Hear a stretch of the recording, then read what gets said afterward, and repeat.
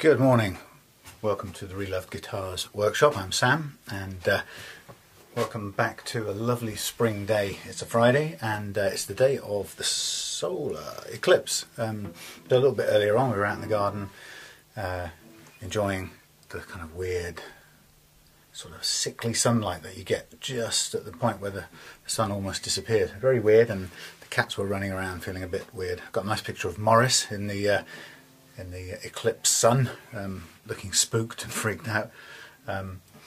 So you might notice a bit of a difference in the background. I don't know how this is playing out on video, but yesterday I decided to take out the bikes and put them outside so that we can use them a bit more. First of all, those eagle-eyed people who spotted that in a year of doing Reloved Guitar videos, that bike hasn't moved at all. I know, I've been too busy, okay?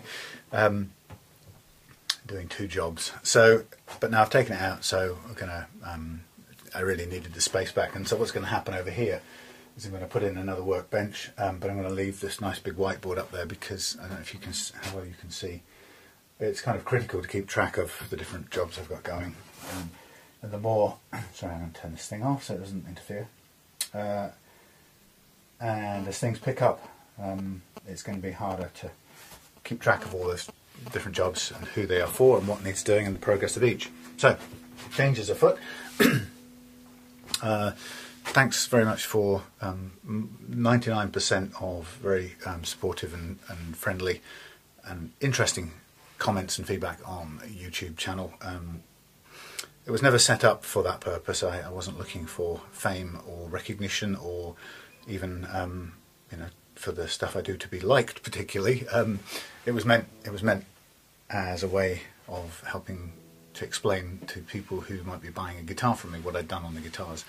But of course it does end up building up a sort of critical mass of video, and of course it attracts people and opinions and views and so on. So thank you very much for the majority of people who have been very supportive and respectful and polite, and even where you disagreed, to share the things you disagreed with in ways that I can learn from them, which is a real bonus, so thank you very much.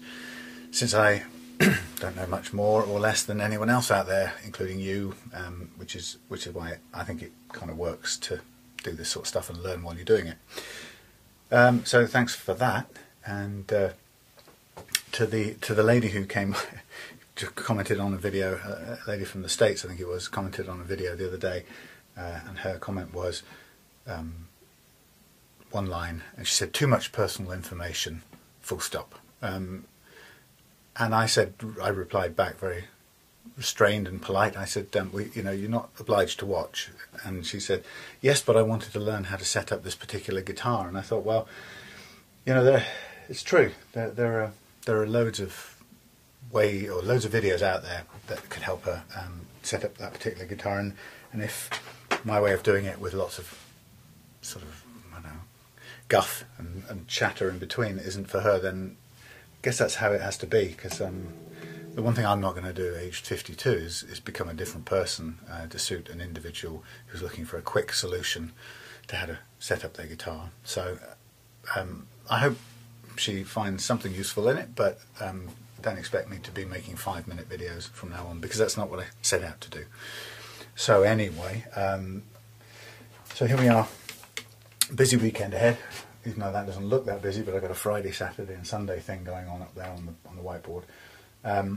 It is busy. I've got a couple of guitars to set up. In fact, not this one, but I just wanted to show you, say hello to this one. This is a Crafter, sorry, a Cruiser by Crafter guitar I picked up for a good online price. Interestingly, the seller sold it as brand new other, or new other, and it was, you know, he listed it as unplayed, and having received it, it's clearly very played and not at all unplayed. And I gave him some very friendly, polite feedback. I gave him positive feedback, because actually I don't think for 1 minute he thought it was played, and the reason why he didn't, I think, is because it came with plastic covers still on most of these bits, you know, the cellophane cover. And he's clearly not somebody who sells guitars regularly, so I don't think for 1 minute he thought it was played. So in the spirit of helping eBay to be a better place, I sent him back some pictures of what makes me know it's played, just as a kind of thing to say, look, you know, if you're selling some more in the future, just keep an eye out. And I thought it might be worth just mentioning the things I would look for here. I mean, first of all, it did come with the plastic on, and that's fine. It looked kind of new from that respect, although it looked like old plastic that had been on there and started to shrink over the years. I've seen some other customers' guitars who they leave the plastic on and it looks the same. But the thing that that caught me is when you look at this guitar from an angle, and you can't see it on the vid, but looking at this guitar from an angle, I can see straight away those telltale stripes of grime. And you know, if you've played guitar, that the grime builds up underneath the string, directly underneath the string, where closer to where it touches either the fret, forward or backwards. Where the finger pad touches the wood, and that's either side of the string usually, then you've got a clear area where the finger rubs it cleanish. So in terms of solid grime, you can see these sort of like sandbars of grime, and this has got plenty of it on there. So straight away I knew it was used.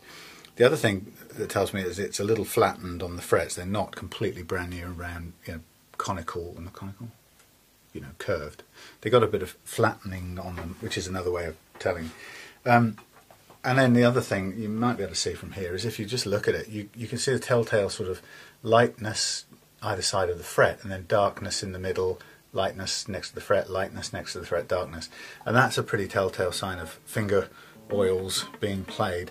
And then if you like, the original colour of the fingerboard, the new colour, is right next to the frets. So somebody's either played this a lot, and you can tell because the build-up of either finger oil, or maybe even polishing. Somebody's polished it, or they've used guitar oil, but they haven't got right up to the exact edge of the frets, and that sort of shows you that the lighter bit is the original colour, and the darker bit is the sort of played-in colour. But of course, on a brand new unplayed neck, you wouldn't get that. It would all be one colour, the lighter colour, if you like. So, yeah, very clear this has been played, and it has a ding on it, and he thought it was a factory. He kind of thought that was a factory reject, but it's a minor ding. So I sent him that advice, and he was very grateful for it. I just said, as far as I know, that's what I look for, and hopefully it will help him not to be, I guess, taken in. I mean, the reality is he's probably been sold this by somebody who says, "Look, mate, the plastic's still on the pickups; it's brand new," and he's probably paid a reasonable price for that, and in the end, I got it for what is a fair second-hand price, which is probably, given that he thought it was new and unplayed, it's probably a bit of a loss for him. So, with a bit of luck, I've shown him something that he might be able to help him make a bit better decision when it comes to buying one the next time. So, nice little guitar. It's very budget. I mean, there's no doubt about this. This is a budget guitar. It's the double cutaway shape. I guess it's the Les Paul Junior double cutaway copy, but unlike the sort of traditional Les Paul Junior double cuts, or I think that's what they're called, some of the classic ones only have the single wraparound bridge, which looks really cool, and often they only have the single pickup as well, which is totally punk. And in fact, I remember my brother having a guitar like this in, I think, about 1978. And I was jealous as hell because I didn't have a guitar at all, but it was in the height of punk. So I really like the look of this. It's really straightforward, doesn't do anything you wouldn't expect. It's two P90s. Obviously it's got a fabulous, I just love P90s anyway. I can't really describe them, but I mean, they are technically, I suppose, they're single coil pickups, but they've got more bite than a single coil that we're used to on a Strat. And I keep finding that the neck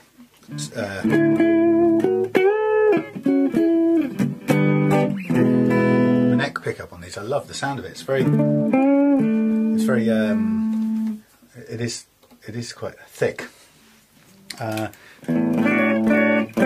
You also got, on the treble or rhythm, the treble setting, the bridge pickup is very cutting as well. I'm not going to hit it hard because it's early-ish in the morning, but it's quite clean. Got a sort of, there's quite a It's not a Stratty sound. It's something that's unique to the two P90s together, but it's quite a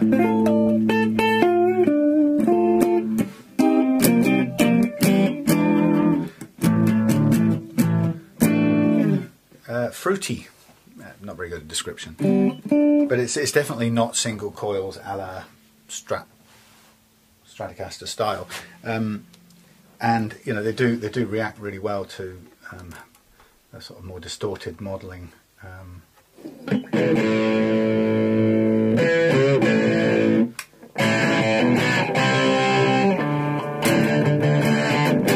It's out of tune because it's I haven't set this up, so this is as it came.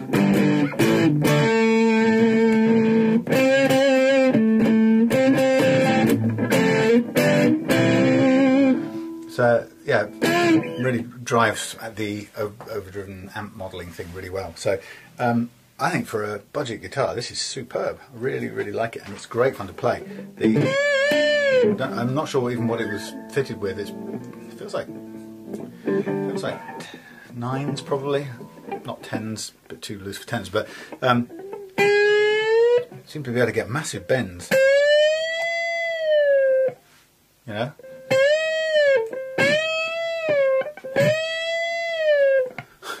That's a real wide, real big bend.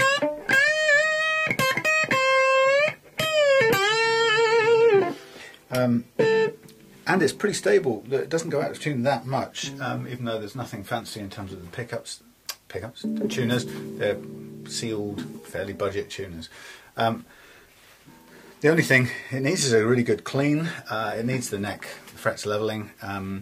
There is a tiny little chip somewhere on here that gets in the way of bending, and also typical of a cheap guitar, or budget guitar I should say, is the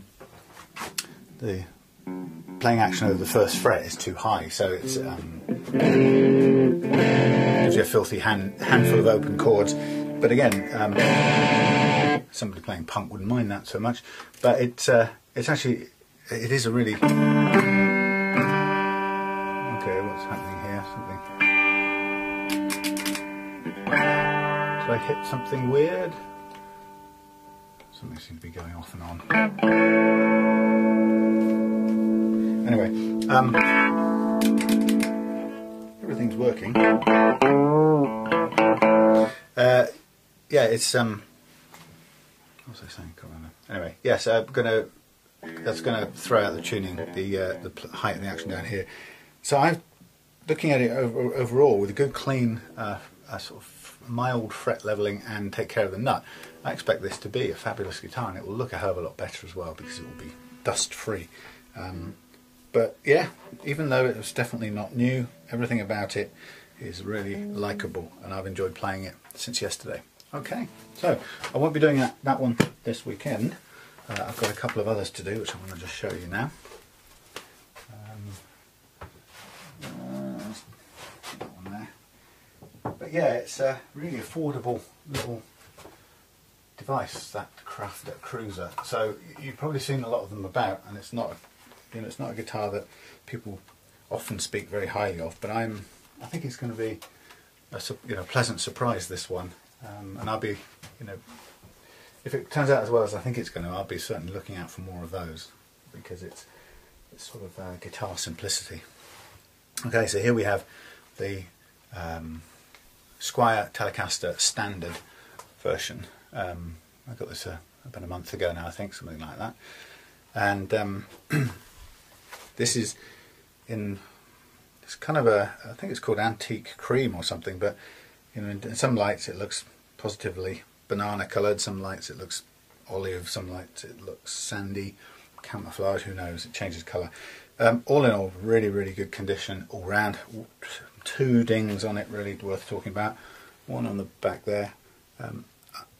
I don't know if the owner has filled this. I have a feeling they filled it with some wood filler in both cases, which is fine. It does the job. It packs out whatever the ding was, but it doesn't level it. So I'm going to put some gloss, some lacquer over the top of that and polish it out. But I'm not going to try and match the colour, because it would just be almost impossible. I haven't found anywhere to duplicate this colour, believe it or not. So we have standard, well, not, yes, literally the standard, bizarrely named. This is Squier's strange range, which actually pays off a lot if you're on the second-hand market, because a lot of people who get bought these by their parents, they look at them and they see people online, they go looking to see how much they can sell it for. When they get bored and they perhaps give up wanting to play, they've got this sitting in their bedroom and they go and look online and they type in something like, and how much is the standard Squier Telecaster?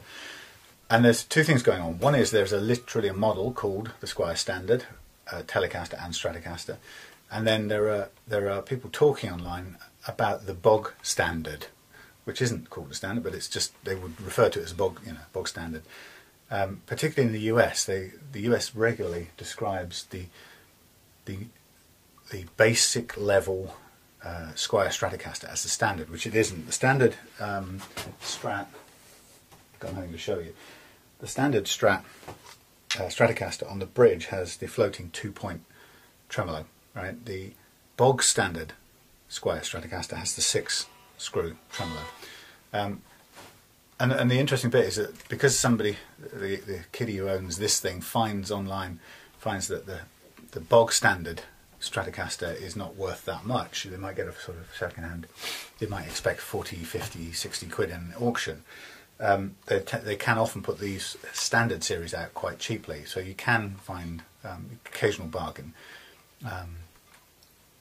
There are people obviously who, like me or other people, who know what to look for now, so the prices are quite high when you're dealing with someone who knows what the standard series, the quality of it is, so they'll be quite high, and that's the case with this one. This I paid sort of full money for this. This wasn't a lucky find, but I have had a number of standard Squier Standard series Strats, which I've had found on things like Gumtree for really good prices, because people just looked online and said, oh, bog standard Strat, 60 quid. So this was had at hefty price actually, and the reason I wanted this is, well, I guess it's two simple reasons really. I wanted to test. A lot of people were asking for Stratocasters. Did I have any coming through? And I didn't. And one of the things I wanted to test out was whether my market would be completely comfortable to pay the standard cost of one of these. Sorry, I shouldn't use that word. The sort of average running going price for one of these, plus my setup cost on top. I've been lucky enough up to now to have sometimes come somewhere between those two price ranges. So because I've managed to buy cheap, often I've been able to then add my labour and work and sell still competitively compared to somebody who hasn't set up the guitar. But actually that's not a really sustainable business model, because in a way it's kind of not really testing whether the market will pay for that value. So this one is a kind of experiment saying, well, here's the cost, and so it doesn't really matter to me to say that I bought this for 150, and so I'm going to look to sell this at about 220, 225, because my 3 hours of work, including the fret levelling and so on, the rate I charge for that is 75. So there's no secret hidden things, unless of course there's any other extra parts, but I don't think there will be on this. So I'm looking to just put this back out when I've done the work with my fee built into it, and if it sells, that's brilliant, and that will kind of help prove the model to me. But if it doesn't, the other little sneaky thing is I don't have a Telecaster of my own, so I won't be too upset if it doesn't. But I have a feeling it will, because it's a nice piece. But as I say, I'm no secret about the pricing in a way, and sometimes I can sell these things for a lot less if I buy them for a lot less. And one thing I don't do is, if I say, for example, if I found this for 70 quid, what I wouldn't do is sell it for 225. I would sell it for around about 150, 155. So I tend to pass on, if I get it cheap, I just want to add my honest labour to it, add the value to it, and put it out. But of course, if I stick with that, then it just limits me to only ever working on things that I find cheaper. And sometimes it's hard to get a model like this at a cheap price. You might be waiting forever to find one. So I wanted to get one of these in at the regular market price and add some value to it my way and see what happens. Anyway, enough of the business model malarkey behind there. So we have your standard series Stratocaster, slightly different from the Affinity, I suppose, in that what's the difference? Well, you've got a nice skunk stripe for a start. I'm not sure the Affinity or the Affinity I don't think has that, but the other thing is the way the saddles are made on the bridge. These are sort of a modern version, but they're the same as the standard series Stratocaster bridge saddles, and they sort of have a milled, it's not really milled, but they have a kind of more precisely forged, milled, built, fabricated feel to them. They're quite nice and clean looking. But you've got your two standard Telecaster pickups there, both single coil, and you've got your three-way switch down here, standard volume and tone knob, neither of which go spinning round, which is always a good sign, so they seem to all be working. It has a tiny crack down on one side of the headstock, one side of the neck pocket, that's all. That's the only other marking it has on it. And it's pretty dirty, it looks like it's been played quite a lot. Frets are good condition, so I won't have to go into refret mode, thank goodness. Seem to have been doing an awful lot of that lately. But anyway, let's see how it plays. As I say, I haven't really tried it out.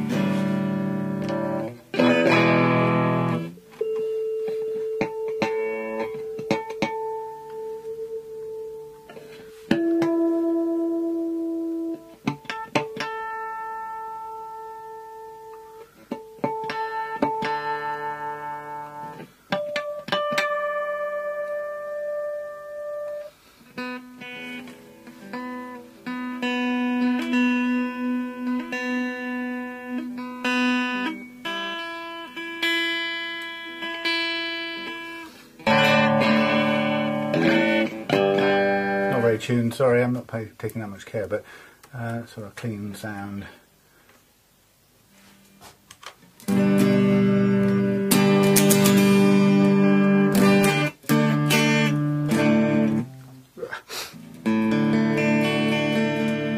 Should have taken more time. Anyway, I'm really just mostly interested in making sure it works. Volume works.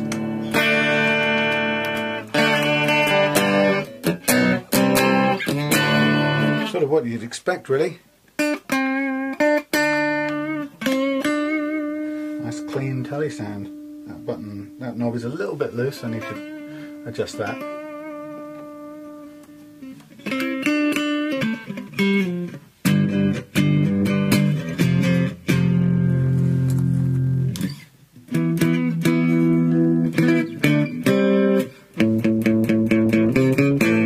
Nice twang.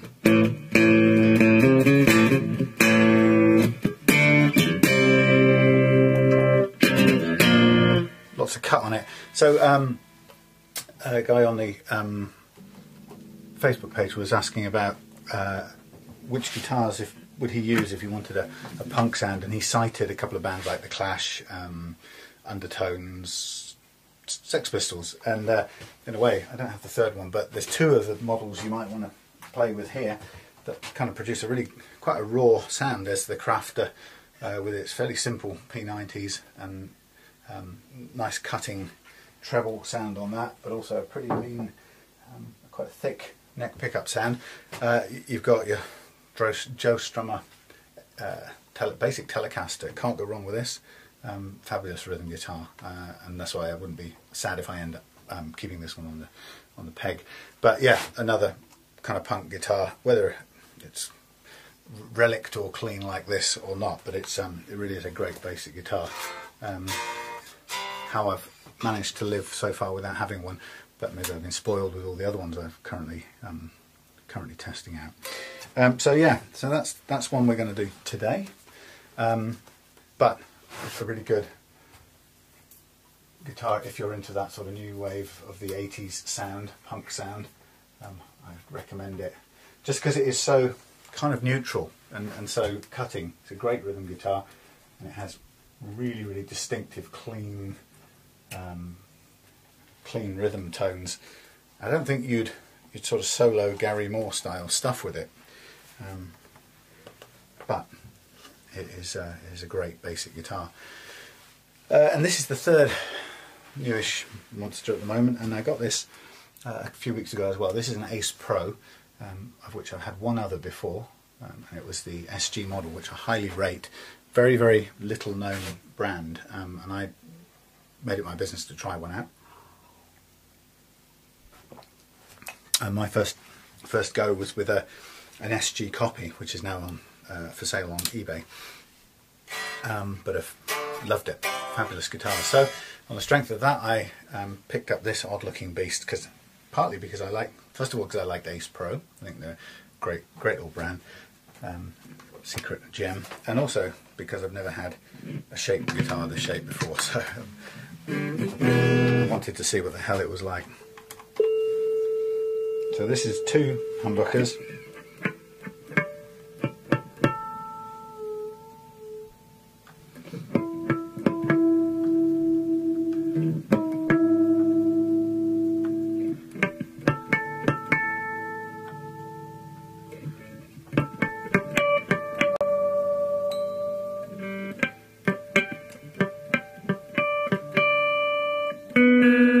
Nice.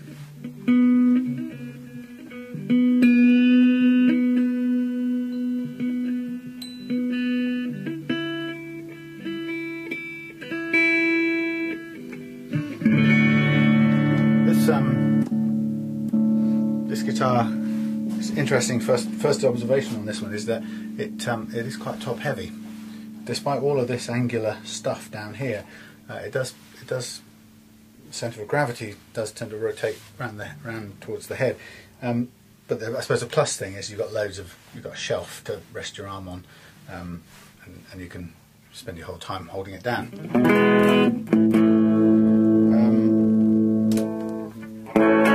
Interestingly, the way this has been, the switch has been turned on this, is that the neck position is pushed down and the bridge position is pulled back on the switch, which kind of makes sense because you're pointing towards the direction of the switch, which has never been the case with a Les Paul. You're across, 90 degrees to the perpendicular to the axis that the pickups are on, which is a bit weird.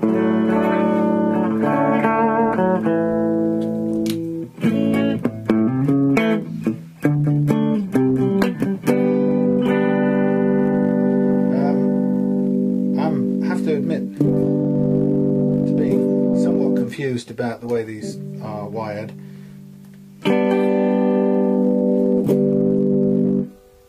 So, is it 2 volumes and a tone? I think it is. 1 volume, 2 volumes.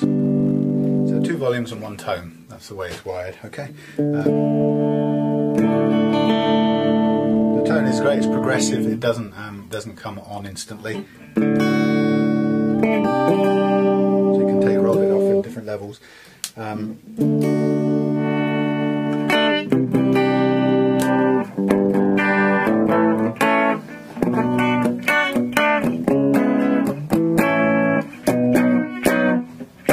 I'd need a strap. I'd need a thicker strap with this to hold it kind of a bit up. I find it quite difficult to play something and be holding it up with the pad of my thumb at the same time.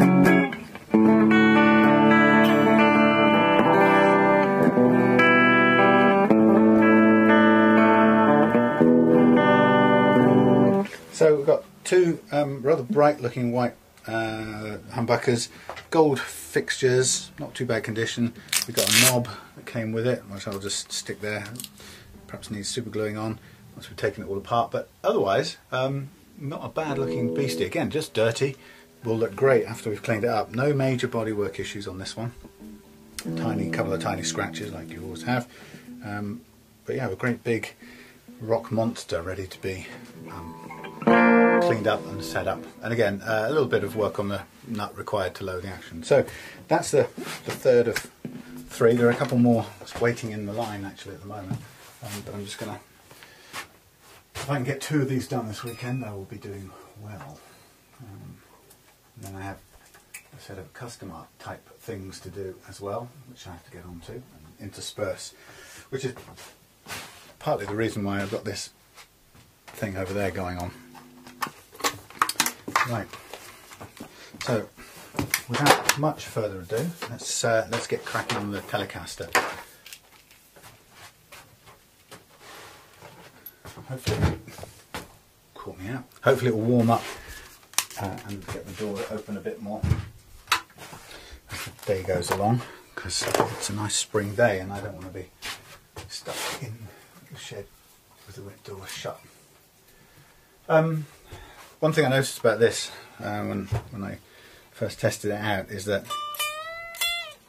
where are we?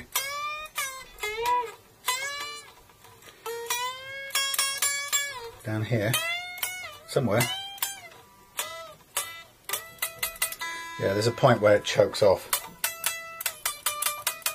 There.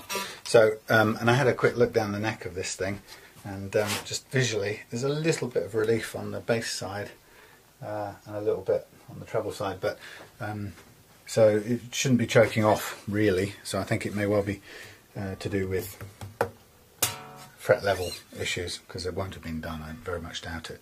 So let's get cracking. I'm not really, because it's a buy and set up and sell, I'm not going to worry about what the action was set here. It's not like it was a customer's guitar. I'm just going to go straight to dismantling, and then I'm going to worry about setting the action back up to a playing action I want when we get back there. I'm just noticing on these tellies that the angle that the string comes over the bridge and goes through the body is, it's about 80 degrees. It's really, really steep. I don't know whether that's a good or a bad thing, but just an observation. It comes along and goes straight down. Or, as my new fabulous device lets me demonstrate, hey, look at this. I've actually got a spot for drawing. I don't know how this looks, so I'm just testing this out. So yeah, the strings come to the saddle, and they're going down at about that angle, which is quite extreme. But look at that, my whiteboard in action. Right, so without further ado, let's get this going. And I'm sorry for those people who happen upon here hoping for a 10-minute video without me talking about stuff, the world, or my life, or any other stuff. Okay. There are some people, believe it or not, that actually quite like spending a bit of time watching somebody do something, and they don't mind if they also hear them chatting away. I know, crazy you might think, but it's true.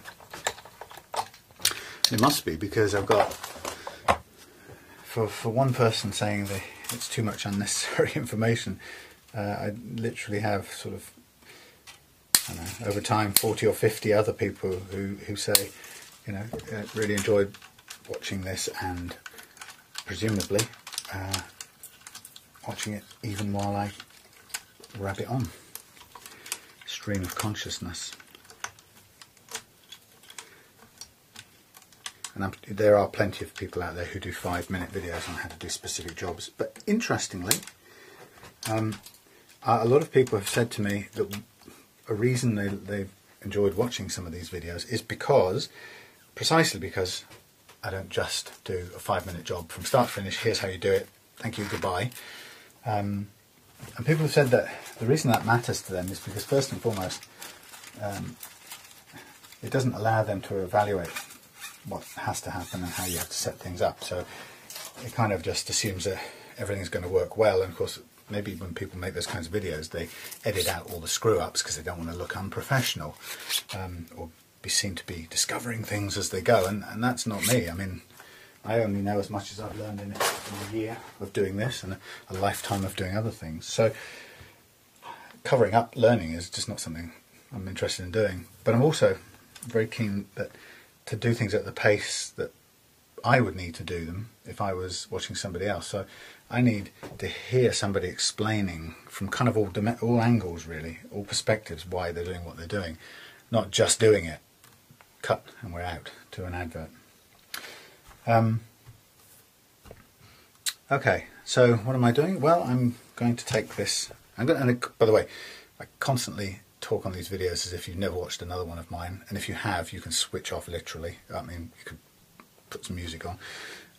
but I talk from the perspective that if you haven't seen one of these, you might be interested to even know why I'm contemplating taking this neck off. Why am I going to level the frets before I attempt to do a setup?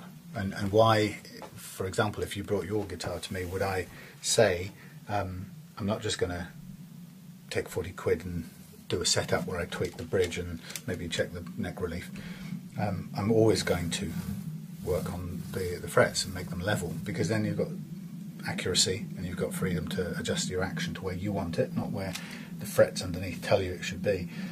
And also, this guitar has a couple of little nicks on the thing, which, you know, depending on how many, but some guitars, older you get, the more damage you have on the surface. I'm going to part of the process it will be to take care of all of that and make these, return them back to an as new condition. So. Oh, I can use my whiteboard, it's so exciting. If I could carry you over to there. Let's just see a minute. I mean, the question would be why everything's it's a bit sort of makeshift. It's not really a film studio. Probably guessed that. Why level frets? Because in my experience, 100% of the guitars I've worked on here, which is about 90 or so now, have uneven frets. Sorry, that's pretty bad. So the idea is, on a guitar, let's just say there's some frets. Let's say there's a really high one, and then there's a bridge action, and then there's a nut at this end. So normally what you'll get is that people will set will raise the bridge action, say there's a little screw, they'll raise the bridge action to whatever it has to be to allow the guitar to play, irrespective of the point where it's got high spots. And so when you actually play it, so you're fretting down here, you're fretting to the top of that fret there, and then it's coming off the top of there, and it's got to get up to where the bridge is. And it has to get over the high spot. Now here you can see there's loads of clearance, but here there's hardly any. And so you find that people, when they own their own guitars, they have to set the action, and so do shops and factories, by the way. They raise the action to a point where if this is a slightly high fret, the raising of the action will kind of just mask off the problem that you'd get. And I'm boiling under these lights, man. So what the problem with that is that you then are stuck with a certain kind of action you can't go below. If you go below it, then when you're fretting down here, this high fret starts to interfere again. You hear it as a buzz or a choking. So my aim is to level all the frets to the same level, and then you've got much more freedom about the high and low you set your action. And of course the process, I usually talk about this as I'm doing it, but it's quite good to do it to begin with. Somewhere is a red pen. Okay, so let's imagine that you've got a fret that's shaped like that, okay, but it's high, and we're going to take a bit off all of the frets. So we come along and we take a bit off, which leaves it shaped like that. And normally, when you've got the fret shaped the way it should be, that the intonation point, if you like, the distance you measure from the string touching the fret to the bridge, let's call it just the length, the scale length, whatever you want to call it, but the length of the string from the top of the fret to the bridge is a certain length. When you chop the top off, okay, what happens is that point moves to the forward edge of the fret. It's not a huge amount, but it's X minus whatever. It's a bit shorter, okay, and that difference there between that and that gives you a slightly different intonation, which will upset the intonation slightly. So when we've done the first step, which is to make sure all the frets are level, so let's say that's level with the one that's next to it, the next thing we have to do is we have to reshape this fret in a way that doesn't take down the top any further, because we know that it's level now. We leveled it, so we just need to take off this we need to round it off, and the way we round it off is by kind of taking the shoulders of the fret away to leave us with a nicely rounded fret with that point, that intonation point, or the point where the string sits, will now be back to the top of it instead of the edge, forward edge, and we're back to the correct length for the intonation to be right. So the process is, first of all, to level. Second one is to re-profile, which is that job, which means to file down, and we have to be very careful that we don't take that height any further down, because we've done a lot of hard work leveling and making sure they're level. And then the third part of it then is to polish, so that the scratches we made in the first two stages are taken away, and we end up with a mirror, sharp, smooth thing, which you can bend the strings. So it's a three-stage process, and it takes time, as you're going to see. It'll take about an hour and a half to just do those three things. And why do we do it? We do it so that we can have the action as low as we want without being constrained by these. We also do it so that we clean the surface of the frets and make them like new again. If they've got flat spots because they've been worn flat over the years, we clean them up through this process. And we just create a much nicer playing feel. The only time we don't do that is if the amount of metal is so little that to do so would be to create an unacceptably low fret at the end of it. In which case, if you're in that state, for example, if you bring the guitar and it's literally kind of like you've brought some frets that look like that, and they're kind of flattened already, we could try and put make them back into a nice curved shape, but we'll end up with so little material, in which case the sensible option would be to refret or get a new guitar, because you've lost the playing quality at that point. Okay, so there you go, the whiteboard in use. You can tell I used to be a lecturer at universities once upon a time, in another life, right? I'm just going to pause a minute and crack the doors open. Hold on. Right, so doors open, let some cool air in. It gets muggy in here. Right, so let's get going. So what am I going to do? I'm going to take the neck off because I'm going to work on that separately.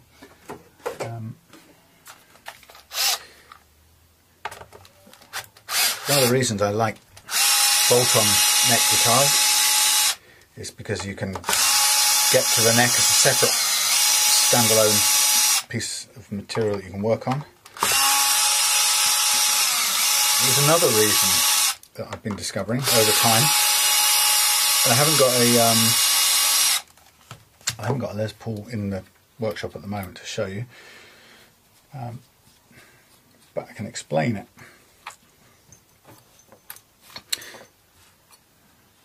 Now, just before I do that, as I take this off, I'm very careful. I want to just bring it out of its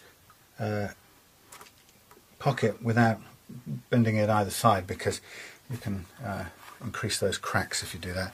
When you take a neck off, you're also looking at see if there are any shims under there, so any little factory installed spacers, if you like, plastic bits that help to tilt the neck into whatever shape they need to have it when it leaves the factory. And in this case, there isn't any such thing. We've got a nice, I don't know what wood this is. It's probably agathis, which is Far Eastern hardwood. I'm not going to incur the wrath of all the people who believe that there are some people who believe that any Far Eastern wood is rubbish just because it comes from the Far East. Believe it or not, I've seen that point of view many times. Honestly, I don't hear the difference. I don't believe the arguments that I've heard. They don't stack up yet. Nobody's given me a sort of solid scientific argument that I can get my head round about why Far Eastern hardwood shouldn't make a nice playing electric guitar. I totally understand how the nature of wood will affect the sound produced by an acoustic guitar, or the acoustic sound of an electric guitar, but we're talking mostly about the sound, the electrified sound made by an electric guitar. So as I say, don't yet know any argument. But you'll hear people being very, very judgmental and just say, no, I won't touch this. Won't touch this guitar at all. Agathis, rubbish. Absolute rubbish. And sometimes you'll try and find out why, and they'll go, well, it's Far East, it's rubbish, it's nothing like the American tone woods. And you go, well, why exactly? That's just, anyone knows that, you idiot. And then it gets into that sort of land of almost religious belief where you're just stupid for questioning it or not believing it. So I'm not a great believer in tone woods. What I know is this is a very good solid wood, nice weight, does the job, and I think it makes a great sounding guitar. If you want to go into the tone wood thing and decide that it's rubbish, that's fine, because you'll buy something else. But I dare I suggest, if you do, one of the things I know, if you do fall into that camp who really subscribes to that argument, the one thing I can tell you is that you're the perfect customer for people who will want to sell you expensive guitars made from exotic woods, as opposed to very nice sounding playable guitars made from Far Eastern hardwoods nearby the factories where the guitars are made. But anyway, let's move on from that subject. So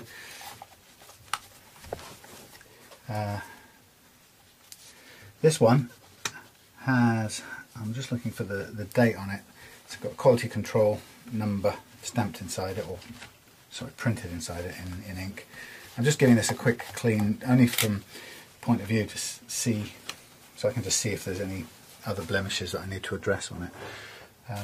It's all in really good, very good condition, just apart from those small surface lacquer repairs that I'll probably make. But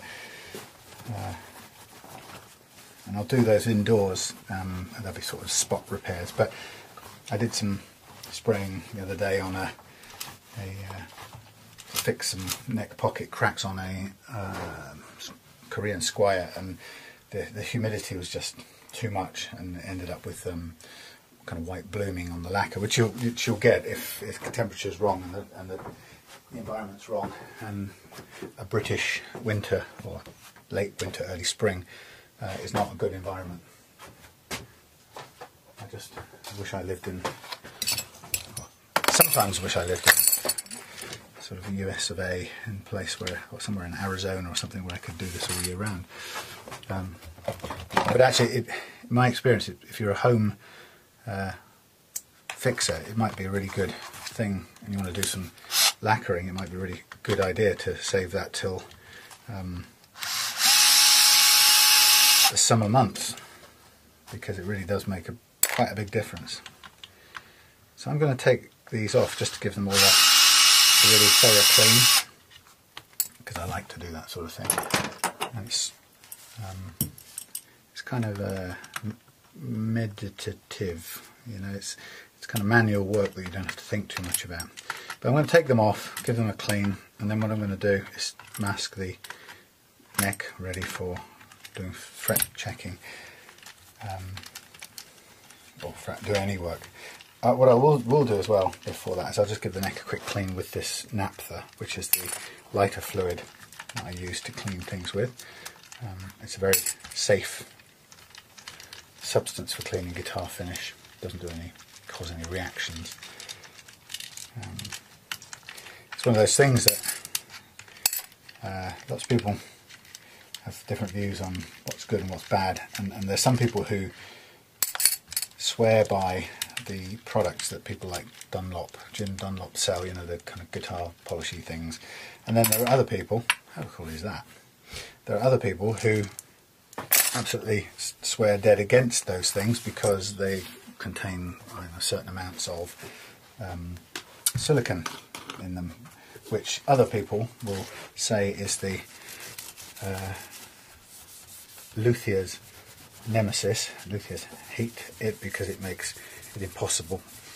If you get silicon on anything, nothing will stick to it. So, which somebody pointed out to me early on in doing anything with guitars. They told me in no uncertain terms that I was a moron for using Mr. Sheen to polish my guitars. which of course as a user, or an owner, I'd been doing that for 30 years without any noticeable problems. But I guess the point was, from an antique guitar's point of view, using silicon can mess up a luthier's chance of refinishing the guitar. I have to say I haven't found that myself. I've done a certain number of repairs on guitars that I've also over the years used Mr. Sheen on, and those repairs have definitely not fallen off. So I don't know. But as I say, with the guitars, sometimes you do well to take everything you hear seriously, but it is always good to go looking, when you hear something, is to go looking for credible evidence that you can use to back up what you've heard, because there is so much belief flying around out there. And for some reason, I don't know, I haven't found this actually in too many other things, but you know, I've been disappointed to find that in the world of guitar fixing, men in the world of guitar fixing can get really nasty and very aggressive very quickly about their belief systems, and it seems to be really important to some of them to kind of put down anyone who either does something the way they consider wrong, or is foolish enough to question something, which I think is really a shame.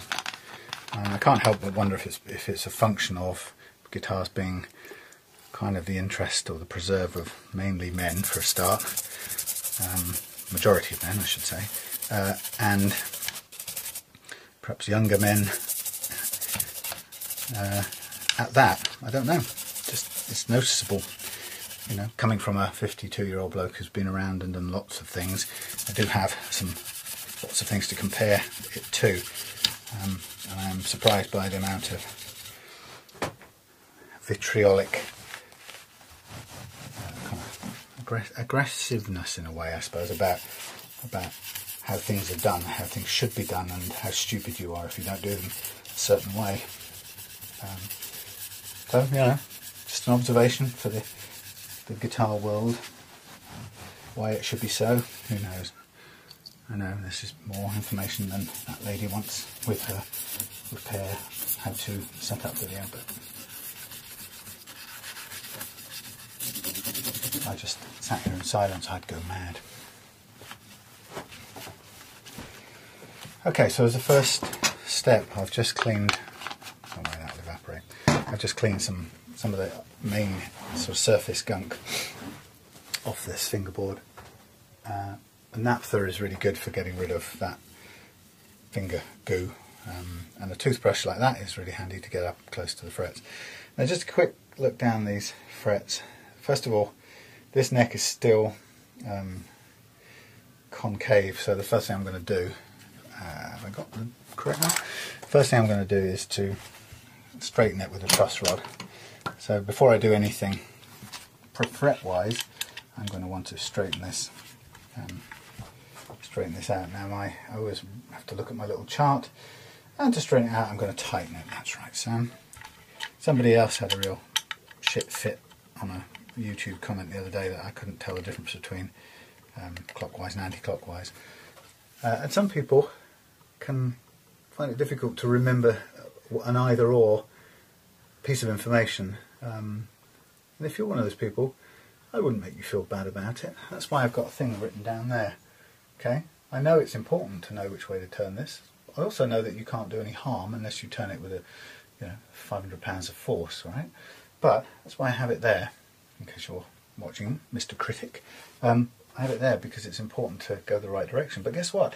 I use my eyes as well, and I've turned it a little bit one way, and oh look, it's straightened out now, so I've gone the right way. And I remind myself what was it, clockwise? And it took the bend out. Yes, look, I reaffirm it.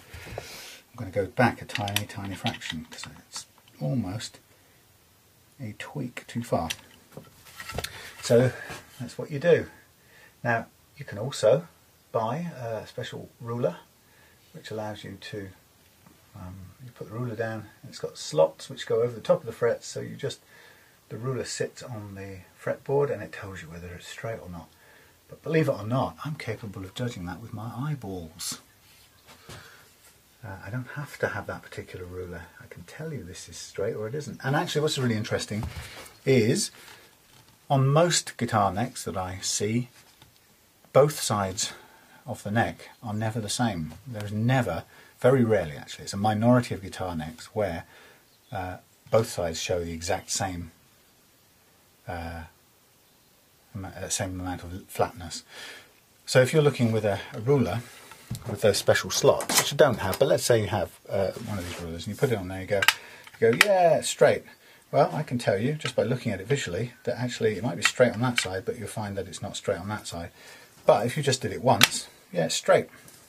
So I'm kind of arguing for using your eyeballs because you can see both sides quickly. You go, yeah, that's slightly concave on the treble, sorry, the bass side, slightly concave, and slightly convex, if anything, on the treble side, and that is quite common. And we're going to just stop at the closest compromise between the two. And given that most of the fret work is probably going to be done on the more on the treble side, the higher strings, not so much lead guitar work down there, I'm going to err on the side of being level on the treble side, if anything at all. What it will mean is, when I'm leveling, it probably means only one thing, and that is that if this side is a little more concave, while this side is flat, I won't take much material off here in order to level it, but I may take a bit more off the beginnings and ends here to level out this thing. So you'll take more material away to force an artificial level, if you like, to counter the fact that there isn't an inherent single level on this neck.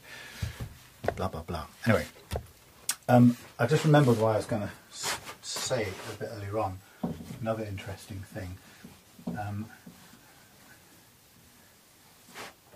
One of the reasons I like the I don't know how far this will go. Let me just take you for a quick walk.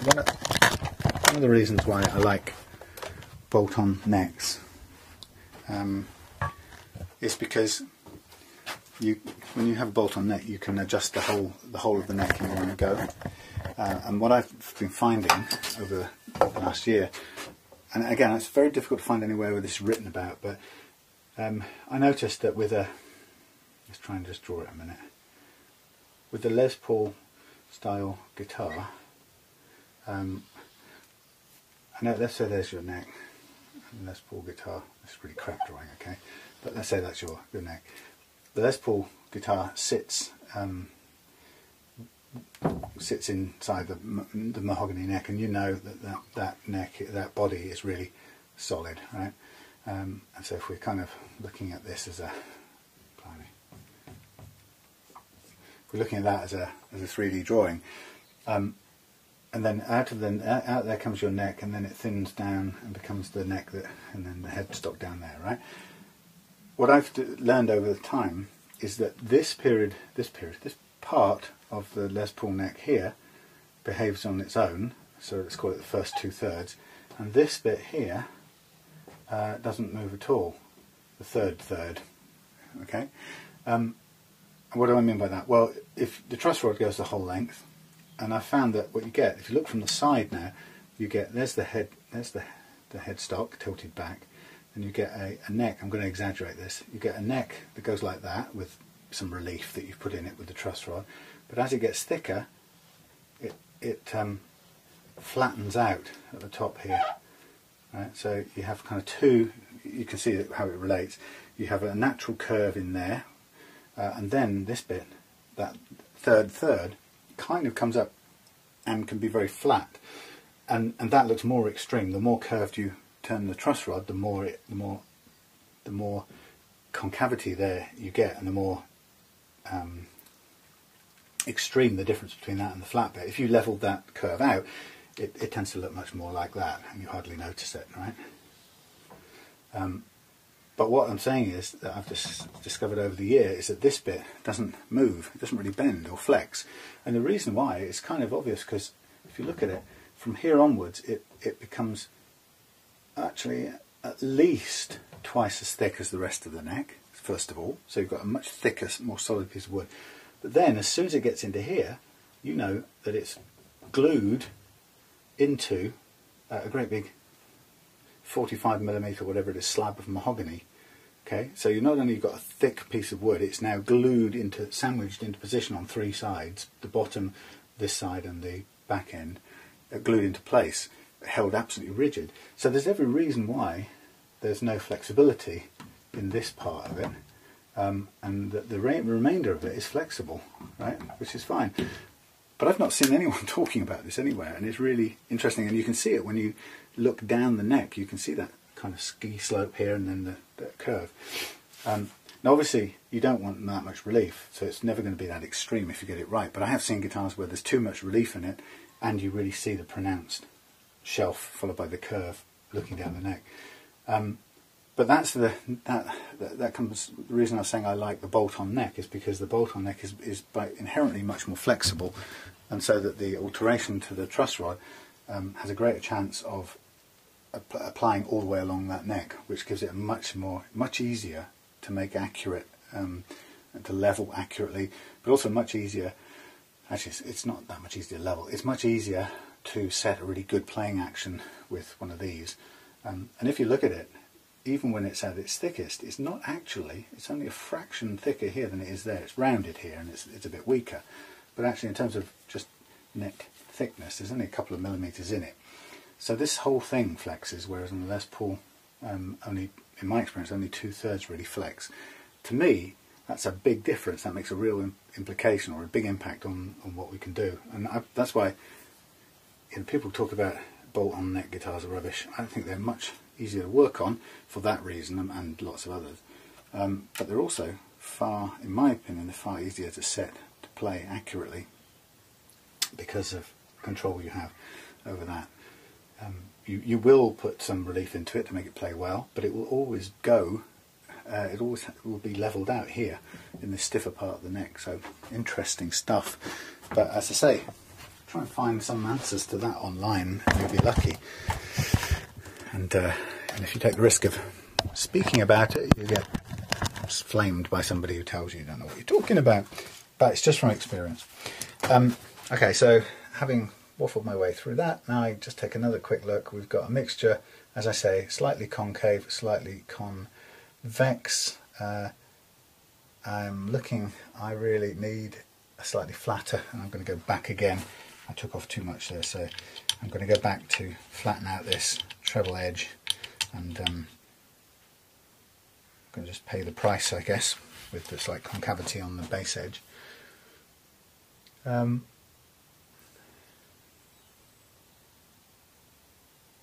I mean, actually, I can see on this guitar the same kind of thing applies. There is a stiffness. I can see from this point upwards. Guess what? It's exactly the point at which it meets the thickness evens out to the rest of the neck.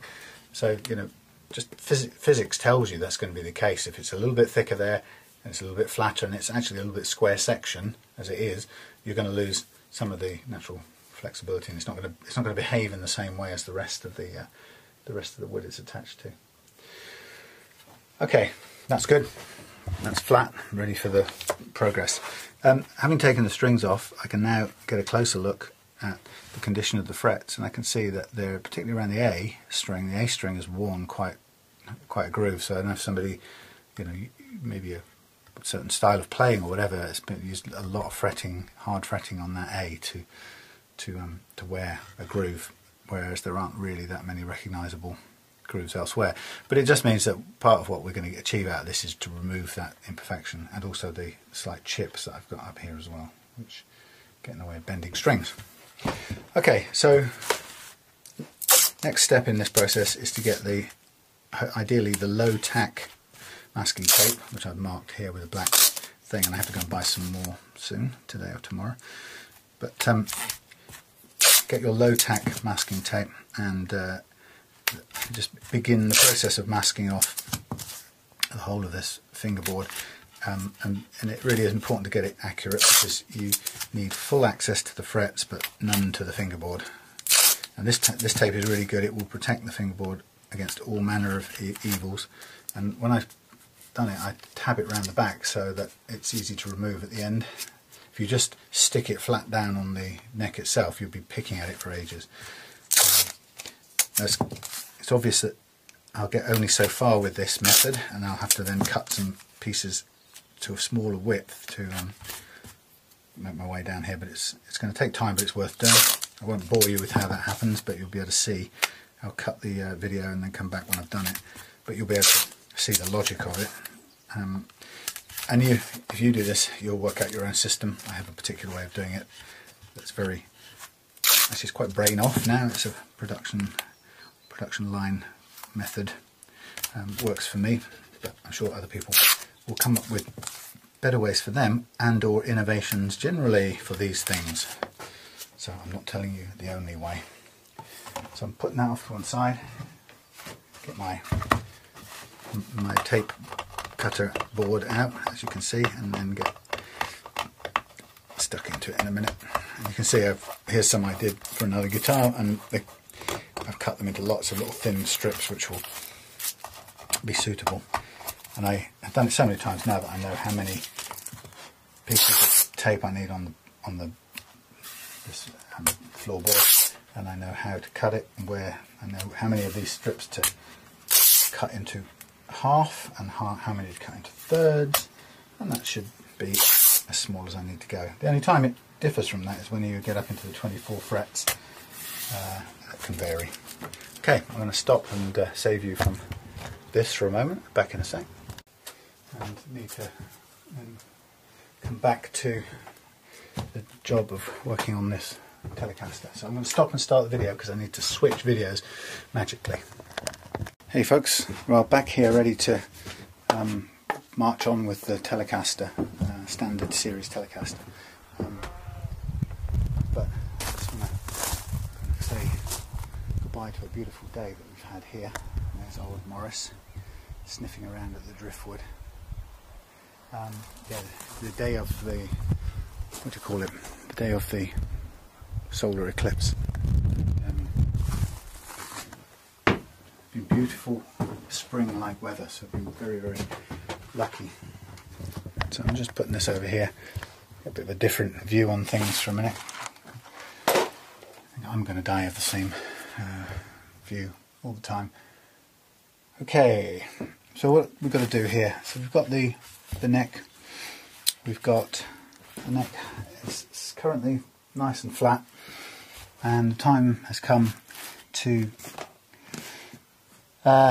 level the frets and polish them up. So I'm going to do that as fast as we can do it. It's not a quick process, it takes time, we've got to really concentrate on it. 3 stages to this. There is the levelling, which is quite simple. It takes a bit of brute force. We take off some of the material until all the frets are level. So it's levelling first, followed by reprofiling, which means we reshape the frets to make sure that we don't have flat spots on them from the levelling, but we have to reshape them without taking them any lower, and then after that we have to polish the frets so that they're back to playing condition, like we've just basically done with the frets on this here Ace Pro Explorer. So they've just been done and they're ready to fingerboard oiled, frets polished and levelled, ready to restring and set back up. So here we go with this one. The principle of this, I wonder what this lighting's like. It burns some batteries. Doesn't really change much, does it?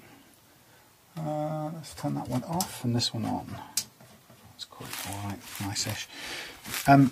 Yeah, so what we're going to do, in other videos you might have seen me measuring which frets are uneven and which aren't, and I don't really need to do that anymore because I've kind of determined the one thing I wanted to know, and that is what percentage of guitars new and used guitars have uneven frets, and I can safely say with my scientific survey covering about 100 guitars now, the answer is 100%. So I don't really need to go and measure which is better or worse. They're all bad. So I'm going to go straight into the levelling process, and to do that, or to start that, I'm going to put marker pen across the top of all of these frets, and this is going to help me see when I use the file and the sanding tool. It's going to help to show me which frets have had material taken off them and which haven't, and it's just a visual guide. As I said, some of these frets have got a few little chips here and there, and there is some wear on the A string. So we'll get rid of that in the process of levelling the frets. Now there are a number of things we can use, and I've got a combination of things that I'm going to use. I'm going to do two things. I'm going to use this fret levelling file. I could use a radius block to do this, and let me see what the radius is. It's 9.5 radius. Okay, is it 9.5 or is it 10? Bloody hard to know. It's 9.5. 9.5 radius. So I could get a 9.5 radius block and stick myself a nice piece of adhesive tape to it, and I could do that. I've tried that before, and what I've found is takes a worrying long time, but it's a little bit more precise theoretically. So I'm going to give it a go, because I'm in this sort of mood for experimenting a little bit. So we've got a piece here which fits in terms of width. It's absolutely perfect, and I just want to mark and cut it so that we don't have any hanging over the edge. So I'm going to cut to the inside of that. I'll cut it on a piece of metal.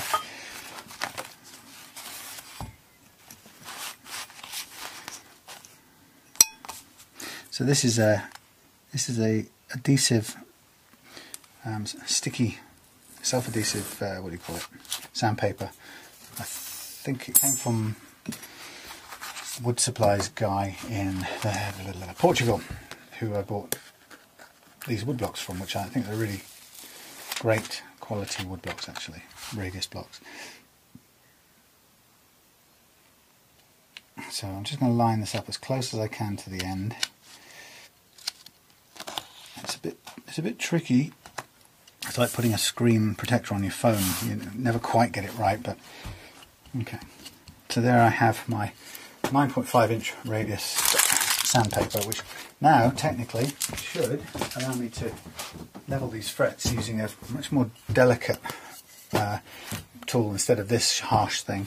And I just need to put this on here, and I can feel it gently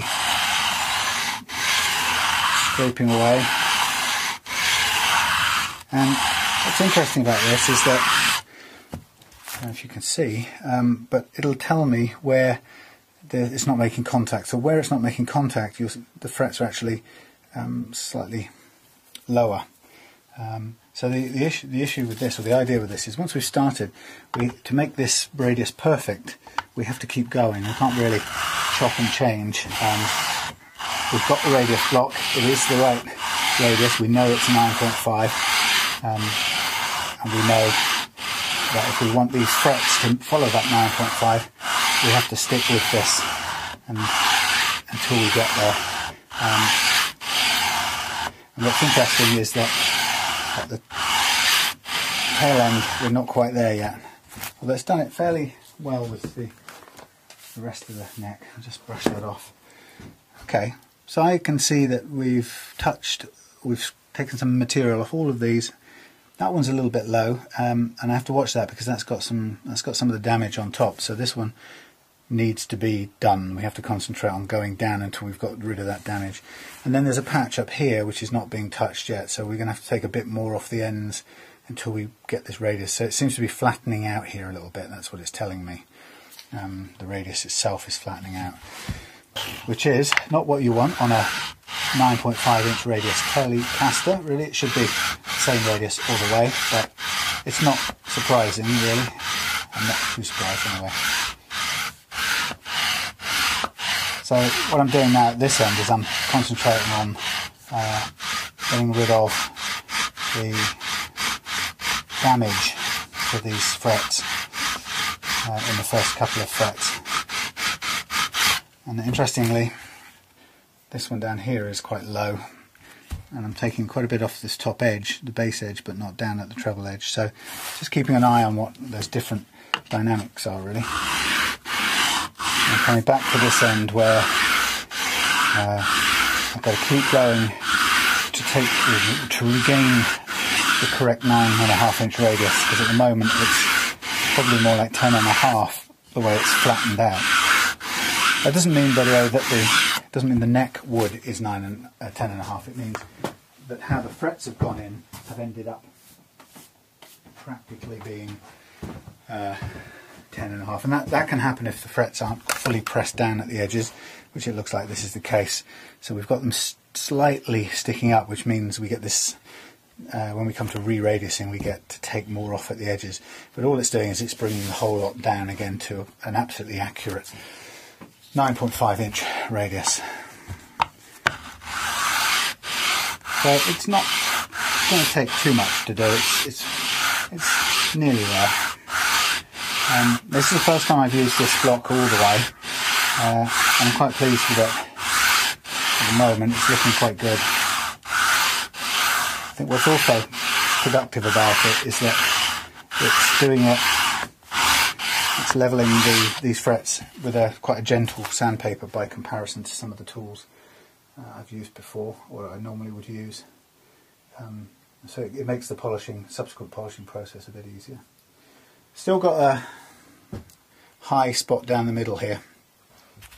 Something I could do if I felt like I could take a file to that middle section if I wanted to, just to kind of bring it down. But it's not really. We don't really dig into the hole. It's the edges that have to come down to make the overall radius meet the middle. So I just have to kind of have a bit of, what's the word, steel myself and keep going. It's not far off now. I can see it's starting to take material away. And we're nearly there. Nearly every fret's had some material, except one actually. As soon as that one has, I'm going to stop the whole lot, because then everything will be level, even if it's only just level. And actually, it's still one not quite right.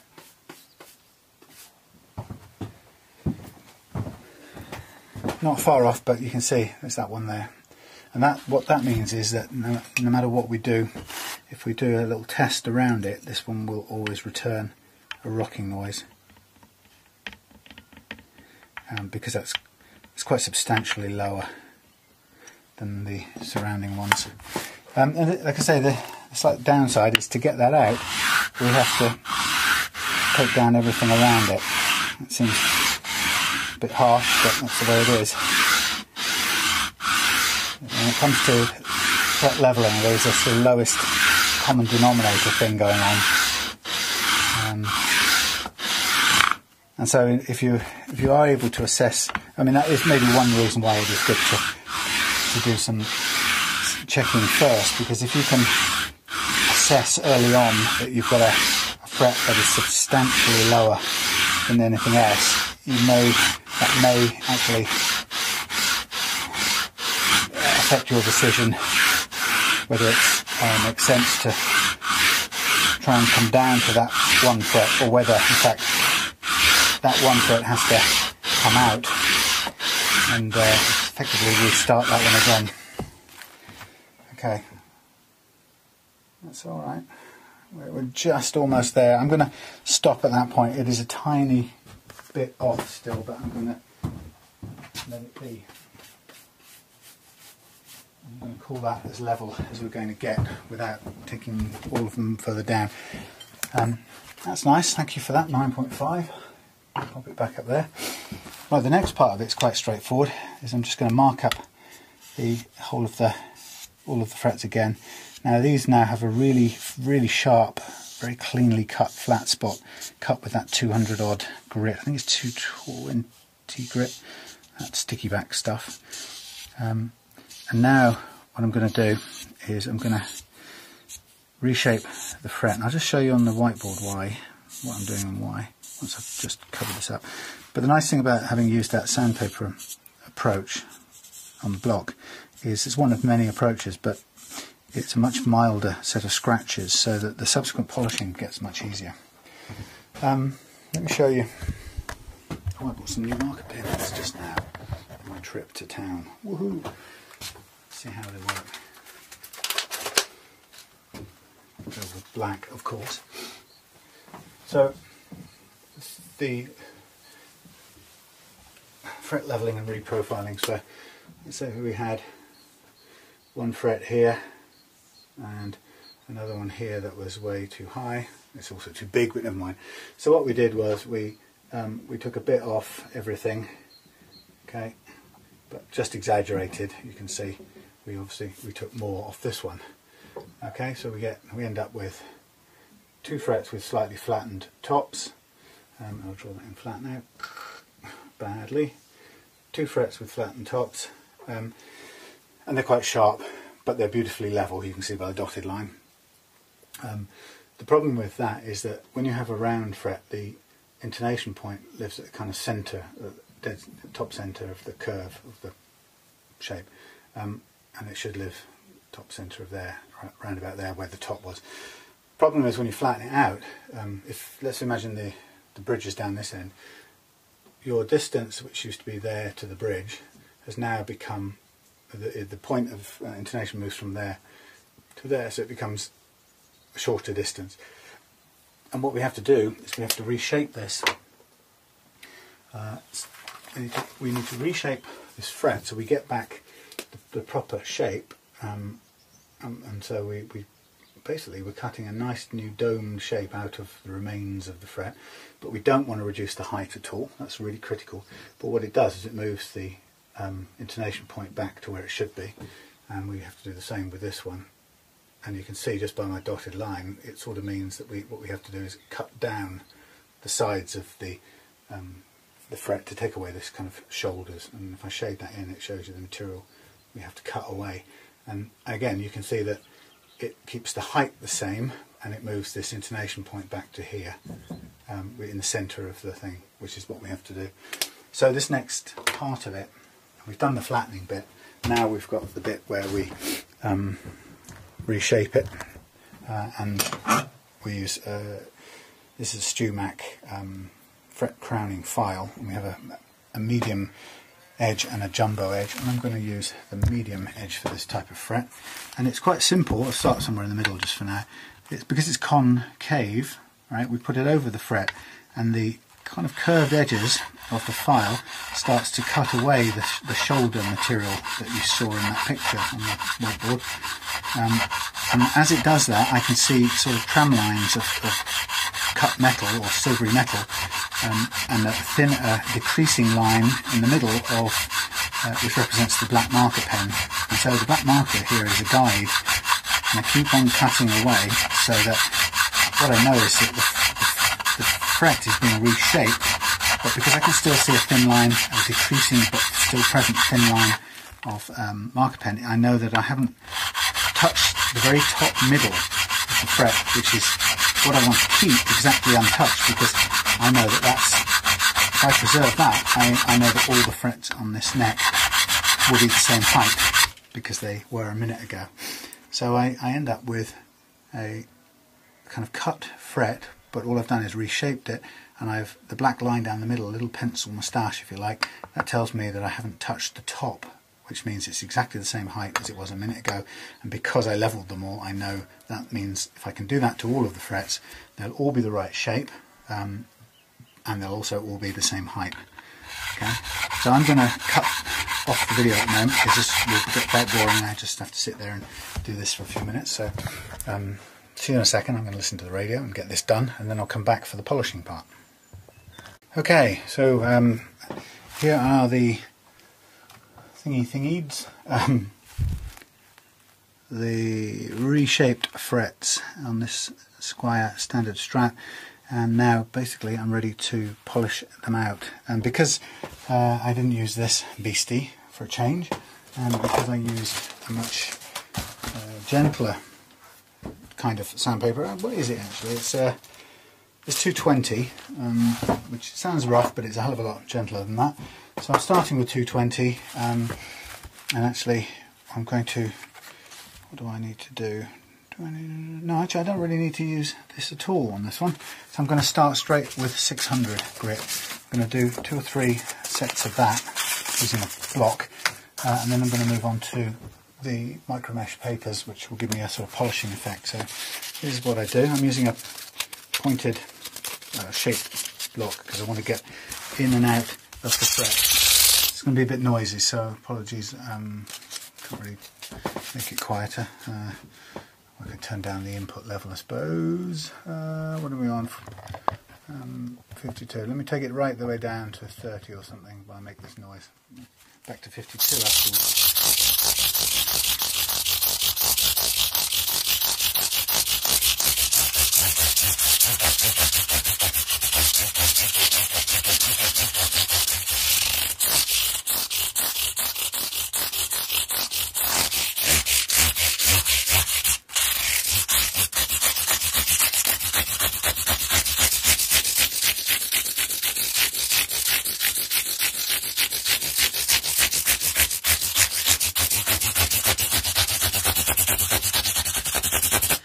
Now the job is to remove the 600 grit scratching and replace it, sorry, remove the 200 grit, 220 grit scratching and replace it with 600.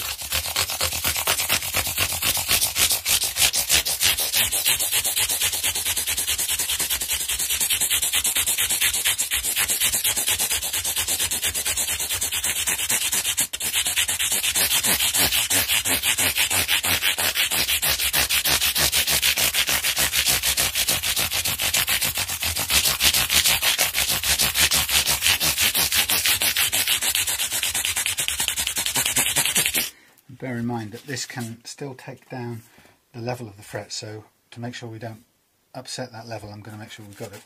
We be careful to do the same amount everywhere on the neck. Try not to get stuck in one place.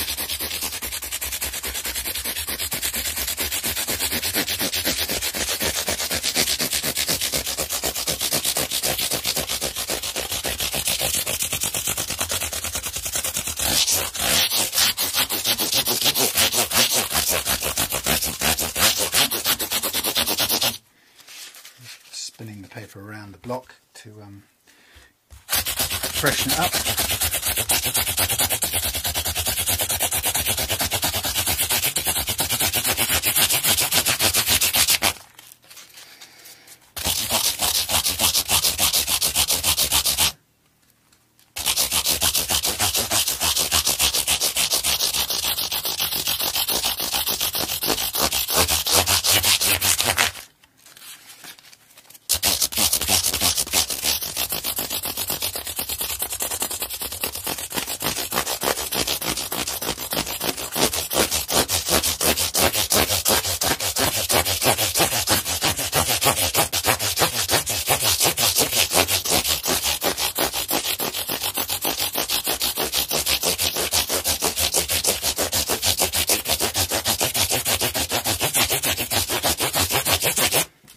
Okay, one more.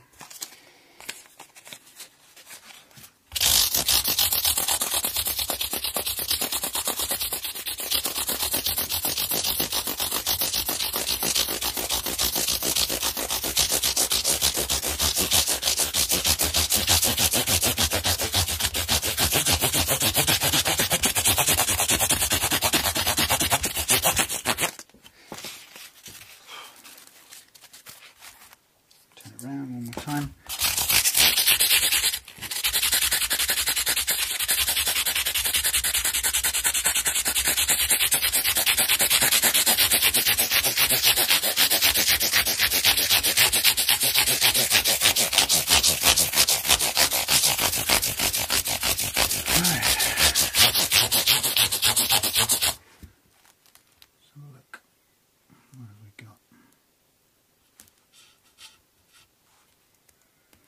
I'm seeing a little bit of 240, 220 scratching on top of these, which I need to make sure I remove by hand using the fingers if necessary. It's quite tricky sometimes with the block because it's not pressed down as hard as the fingers do, and it doesn't spread into the gaps, if you like, although your fingers do, which is really useful. So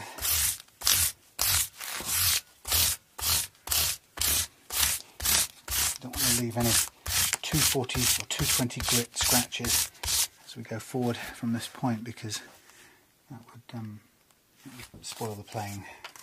I'm just going to do these top ones a little bit more with my hand.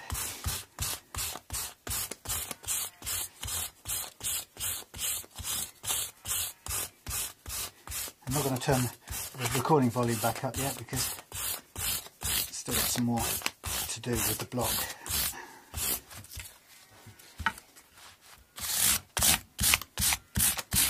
Okie dokie, that's about right. Just trying to avoid getting blisters really by doing it with a block. Okay, good. Right, now we're on to the polishing cycle, which is the micro mesh papers, and this is probably spend a bit of time on this first one, the 1500, but after that it's quite quick.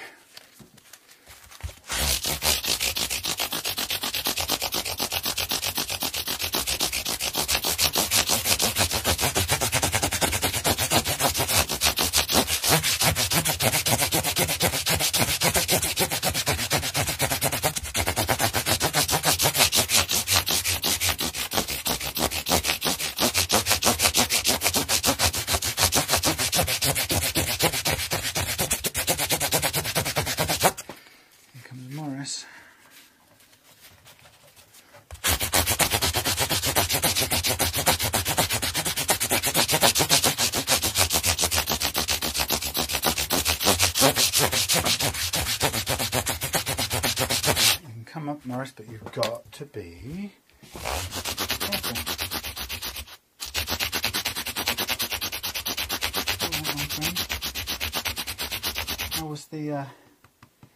How was the eclipse for you today? Interesting. It's sort of made it hard for anyone to see around you, but that's okay.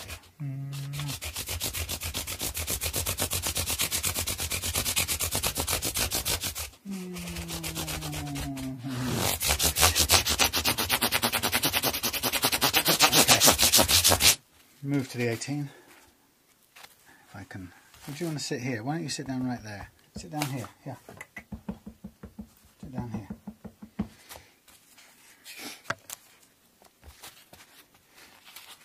Somebody asked me if Morris had his own Facebook page. Come on, down here.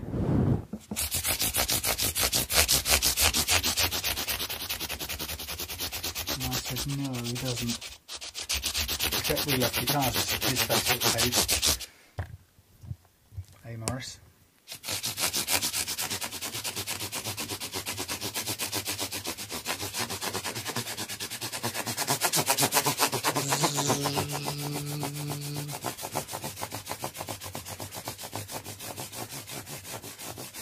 Sorry, I'm not going to hurt your nose.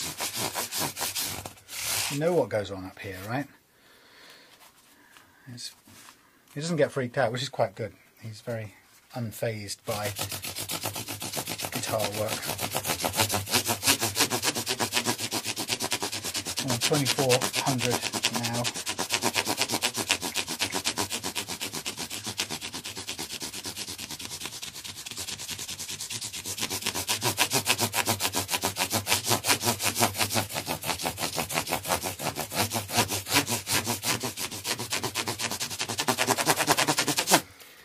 Okay, let's get to the end of this, shall we? Yeah. Mr. Rubnose.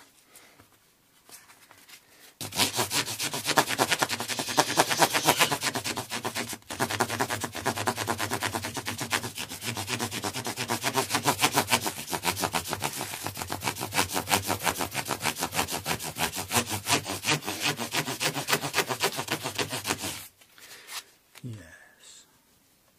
Yeah. It's been a nice springy day for you. You seem quite happy. You enjoyed it. You got in the hammock with me earlier on. First day of the year in the hammock. Quite a momentous thing, wasn't it, eh?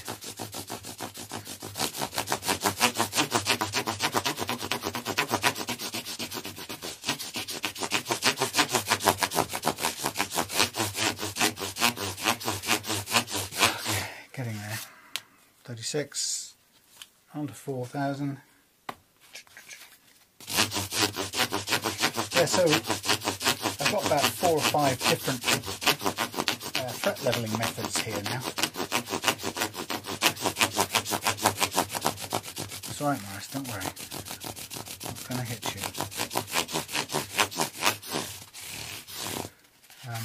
Yeah, and I'm glad I did this one with the radius block, because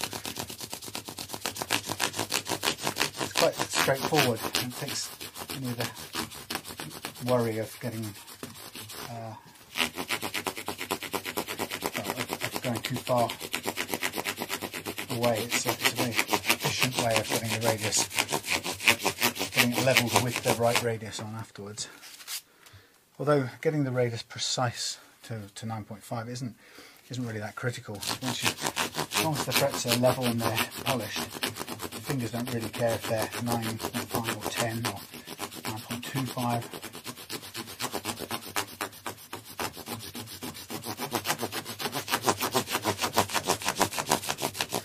Alright, Morris, nearly finished. Just one more.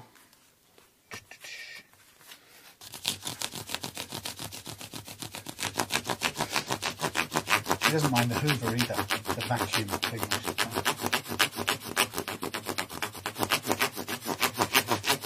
Okay.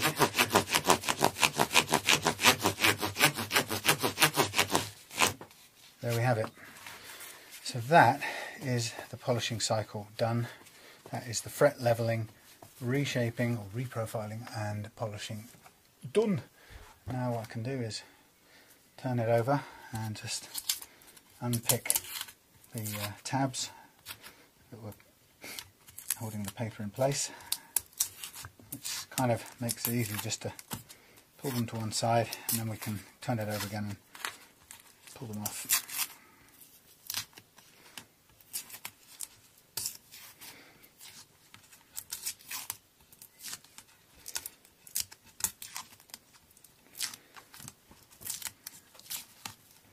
So this fret leveling, it does really make the guitar a lot more precise, because you've not got, you've taken away the chance of a fret sticking up into that tiny clearance that you get immediately after a fretted note. And that's the thing about, that's why guitars are so delicate when it comes to the setup, because the clearances are so minute. And there's an interesting thing I found out when I started working this out, is people often worry about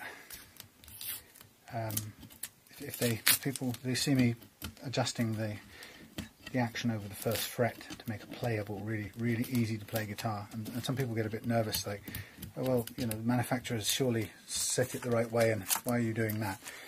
And it's interesting that if you put a capo on your guitar, let me turn this back up, if you put a capo on your guitar and ever could be bothered to measure the distance that the capo makes between the string and what becomes a new first fret on that capo, you'd be astonished. You'll find that it's probably about 1/10 of what the action is without the capo.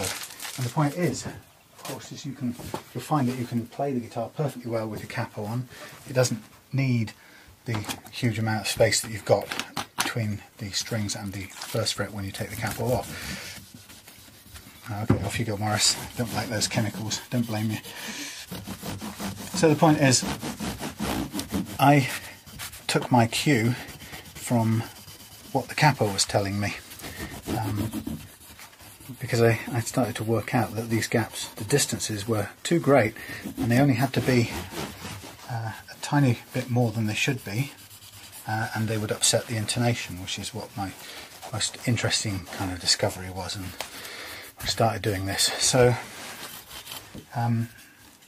so I started finding that most guitars came to me had an action at the first fret of anything between 0.7 and 1 millimetre, 7/10 of a millimetre up to about 1 millimetre. And that is not unusual at all. In fact, I've seen off-the-shelf American Gibsons with actions nearly as high as that in music shops that I've been into, ready to be sold and go out the door just like that. So yeah, 0.7 to 1 millimetre is about the norm. And what I've found is the optimum, or the smallest, is about 0.1, which is what the capo creates when you put a capo on your guitar. And as you know, the guitar's perfectly playable with a capo on it, so it's completely happy. And you have to think to yourself, well, why is it so much more with the capo off over the first fret? Why do I need all that 0.7 or however many, 7 times as much? So I'm just going to take these off, by the way. Just want to clean under here since we've got the chance. It's not that dirty or anything, but since I'm going to reset them anyway, when we come to set the intonation, I might as well give these a clean and clean behind them. So yeah, having discovered a minimum height was 0.1, which is what the capo gave you, I then started working around what was an optimum setting for an easy action for electric guitar for a beginner or for anyone really, and I kind of worked out about 0.3 is not bad, although it's totally possible to do 0.2. Just that if you get down to that sort of level, you've got no leeway. You've got to be very, very, very careful. So that's what I aim for, 0.3 nowadays, 0.3 to 0.25, between those two, and that gives a really, really easy to play guitar, almost irrespective of what you've got happening down at this end. And funnily enough, it's worked out that you can, if you get the nut action really light and easy, you can actually have quite a high playing action at the bridge end, and it doesn't feel like you have. It feels like you've got a really easy to play light guitar. So it's the power of the nut action is the real big deal. So that's what I'm going to be really focusing on in a minute when I put this back together.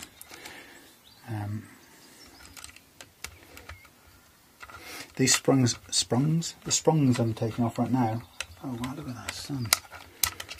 The sprungs I'm taking off are a little bit rusty in places.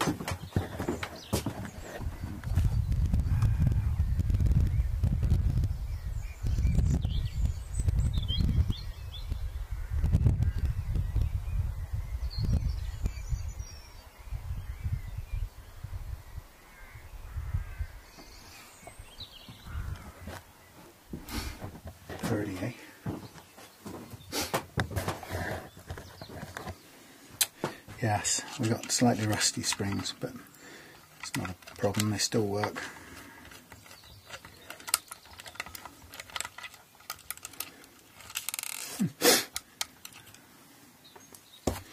One more. Anyway, like I said, no big deal, just going to, just taking this off really to clean the saddles and clean behind them. Just gives the guitar a bit of sort of fresh start. Very simple Telecasters, I like them for that. Not a lot to them. Big flat thing, no edges, no shaped edges. Slab of guitar, easy to take apart, easy to put back together again. Nothing under here except a slot for the pickup and a diagonal cut or a sort of trench for the wire. It's really, really simple. Which is why they've obviously stood the test of time and why they are, rock music classics, or blues as well. But modern music classics, I should say. And that's why everybody loves them, because they are so so simple and so, what's the word? So classic, really. You can't you almost can't better them for what they are. So if you're into the kind of clean, simple punk ethic, I'm sure this Telecaster is a good one. But if you're into the American anthems, the Springsteen sort of stuff, as you know, that's his signature guitar in a way, isn't it? Or you could be the status quo, which was I always thought was quite a funny choice, the Telecaster for quo. I mean, of course it was quo, it's not exactly a choice. Now looking up close, these dings have been filled with wood filler, and not really had anything else done with them, so I probably will just smooth those out a little bit more and put a little bit of lacquer over the top, polish that out. Okay, let me just put this aside for a second. What I want to do is just check these out and see if they're basically clean. Give them a little bit of a... This time I'm going to make sure I remember that I've got the naphtha solution in this before I tip it out. So I'm just really quick toothbrushing, get any of the grime off it. No reason why not to. It's dead simple.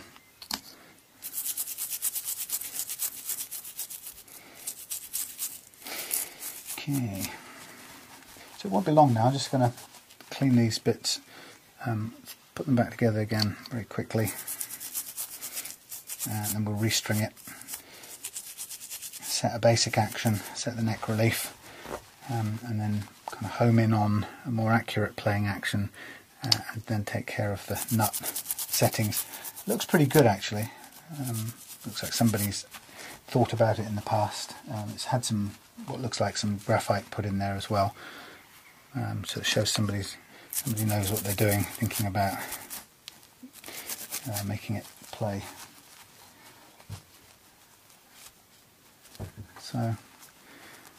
So far no surprises with it.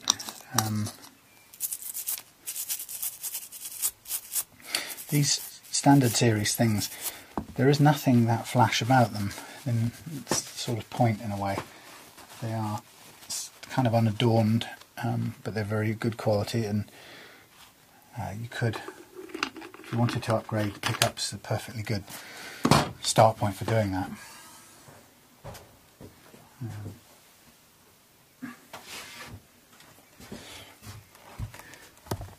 But in a way, there's not a hell of a lot.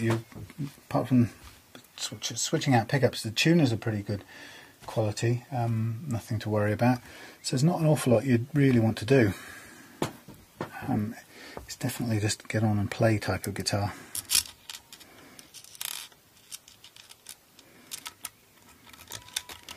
So fiddly bit now as I just put these, make a sort of, just get them biting into place. Not going to try and do anything with the rust on these springs, just going to leave it as it is. I don't have any rust stop solution or anything. It's not the end of the world.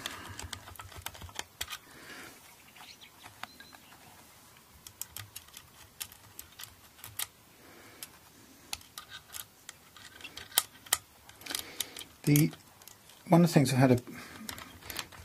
I've noticed recently, or I've had quite a lot of, is it luck? It's perhaps not the right word, but I've noticed that the guitars that I have, which have the classic Clousson style vintage tuners, and they're the tuners that have a sort of metal, a little square metal enclosure at the back, and they have a split.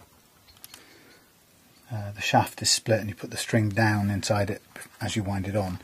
I've found that those have been really stable in terms of tuning, and when I often replace tuners on guitars, I've often gone for Wilkinson tuners because they're quite a good dependable quality and fairly good price. And the last guitar I did, I put the Clouson style tuners on it, and I've been astonished by how stable the tuning is. So I'm really keen to put those things on as many guitars as I can sensibly do. In a way, the Squier would be on one hand it would be a good guitar to do it on. On another hand, it's not really built for it because it's already got the larger sized holes drilled out, whereas the vintage Clousons need to be, I think they kind of go, by default they go straight onto about a 9mm hole or an 8mm. So anyway, so I'll stick with the ones this has got for the time being, but I'll say very impressed with those vintage Clousons. Right, okay, so there were no shims or anything on this guitar. The neck fits very nicely straight back in there. We have the neck plate and 4 screws. I'll just give it a quick polish, but there's nothing particularly about it that needs doing, nothing needs doing to it. And I'm just going to put this back on with a low torque setting. I don't want to over tighten this. If I do tighten it, I'm going to tighten it by hand, but the screwdriver will just be on 4, which is quite a lot of, I don't know exactly what it is, but it's a fair bit of pressure. So first I'm going to do is I just push it in by hand and turn it over and hold it, and that just allows me to make sure that I know that the thing's seated properly. As far as I can tell right away, we're starting off with it seating properly. It's surprisingly easy, I found over time, to get this wrong. You'd think it would just sit in place, but sometimes it can go in and kind of catch, can almost stick to the wall, and if it does, then you can lock it into place the wrong way, and that can put an unacceptable pressure on the joint. The other thing to watch out for at this stage is just feel how the screws go in. If they go in cleanly, it's all going back into place. If there's a trouble, something's misaligned. And then once you're most of the way in, you just want to make sure that your plate is lined up for at least one of these things. And we're going to just go in and lock it on one. And it pulls it into place. And then we're going to lock it on the opposite corner. We'll pull it into place again. And then the other 2. Again, at this stage, I just kicked in the sort of torque thing.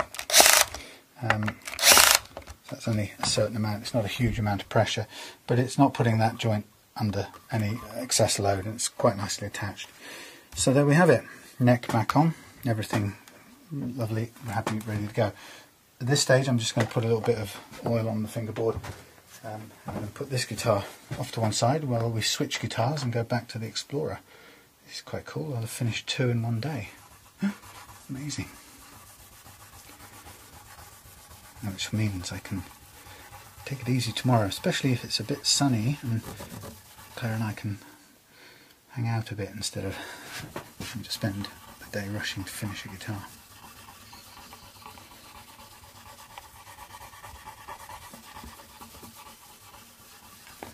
Nice.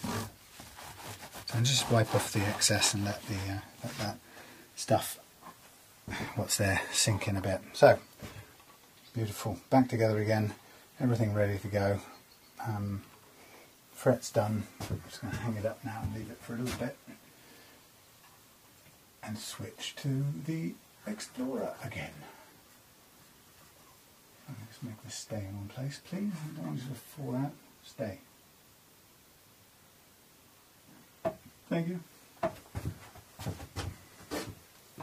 Now. Okay, cut the video, start again. All fire. Hey folks, welcome back to this Squier Telecaster Standard series. We've done the neck, frets are done, guitar is restrung, neck is oiled. We've got I think we've got the right amount of relief in the neck. Yeah, we've got quite a bit on the treble side. And we've got some on the bass side, but not as much. But really what the job is about now is getting the nut slots cut correctly. So really critical part of making the guitar play properly. So I'm just going to fire a bit of extra light down here so I can get some shadows going, because it's those that give me a helping hand in doing this. So to get this part of the work done, I'm going to need the nut files for cutting the nut slots. We're going to need a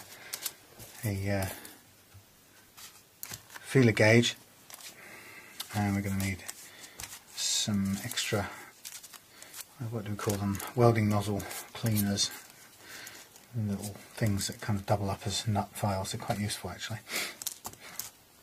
Now, because I'm using a set of 10s on this guitar, I'm going to have to lose my thinnest, bendiest nut file and use them kind of in the wrong sequence because I'm using a thicker gauge, but I'll show you what I mean in a minute. So, pardon me. So I'm looking for a playing action of 0.3, and I can see straight away that I've got, let's get a good shadow, I've got more than that here. I've got fresh air underneath the string. So I'm going to chuck off the E string and the A string, and I'm going to start with the D and then going to do the A and then the E. So straight away I'm just going to look again for the gap under the D string. It's quite a bit, so that means I'm going to start with my 0.032, and I'm just going to slack it off enough to move it off to the side without stressing the string too much, and then I can go in and cut with a nut file. So straight away I'm just going to cut down into this nut and then lever the string back over into place and just check it for the height over the first fret. So while it's more than 0.3, the string will vibrate freely, ring freely if you like, and I'm just looking to take it down to 0.3,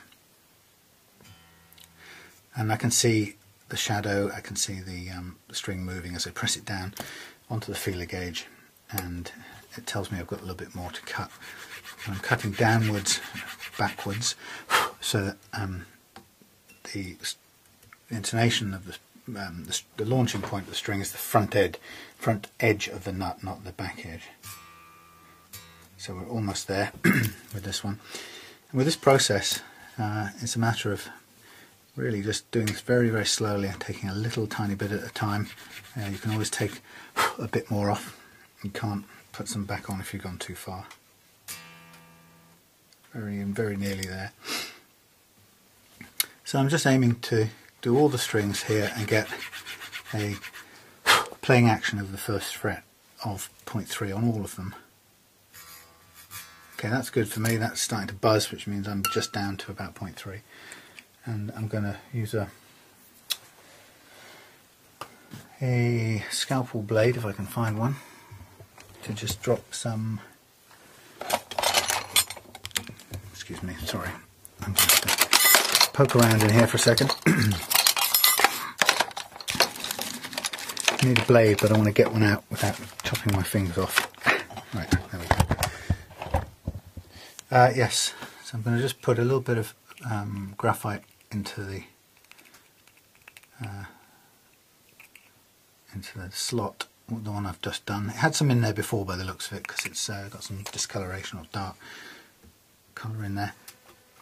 So I just blow the spare bit off, and I'm going to tune this roughly.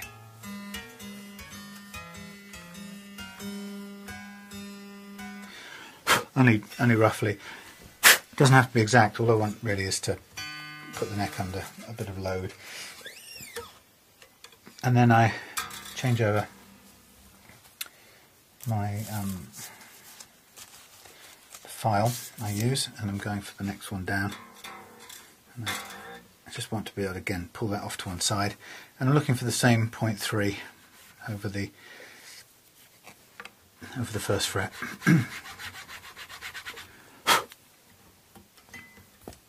So I just check it, press it down, see how much of a gap I've got, do a little bit more of a cut. It's very, very slow and straightforward. The secret here really is just patience. Don't rush it. If you rush it and cut too far, you'll be kind of looking for either a replacement nut in your toolbox somewhere, almost there, a replacement nut, or fixing it with a mixture of baking soda and super glue, which is a perfectly good fix, but it's not really an ideal long-term fix. It's more of a temporary one, but it will certainly get you out of trouble for a period of time while you order yourself a new nut. Okay, I think that's starting to buzz, so that's going to be my ending there on that one. Again, put a bit of the old, whatever that stuff is, keep forgetting, you know, silicon, graphite.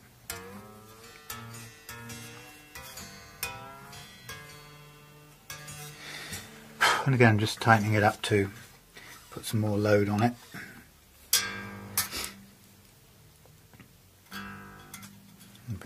Now the switch. I'm not going to switch on this one. I'm going to use the same file because it's the widest one I've got. But I'm going to have to do a bit of sort of waggling from side to side to match the width of the string. It's not massively different, but I just need to recognise that it's the set of files I've got are for a slinky gauge, a 9 gauge set, whereas the set I've got on here is 10. So we're nearly done with the bass strings, and then we'll switch over to the top 3 till we've got them all done. And then it'll be a case of just tweaking the playing action one bit, last bit, and then setting the intonation right, and we'll be done.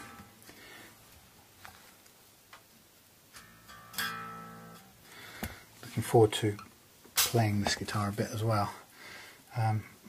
I'm not sure whether, well, I could take it with me to band rehearsal tomorrow. I've got so much choice, it's very lucky, it's a luxury problem. The more guitars I do, the more choice I have to test things out.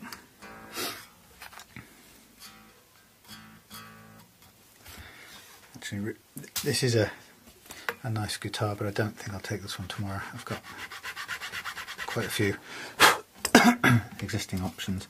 I've just picked up a new Lag Arcane, which is a super Strat in a very much in an Ibanez style. So I got that, picked that up just now from Plymouth. At the same time as picking up a work top. Okay, I'm going to stop there.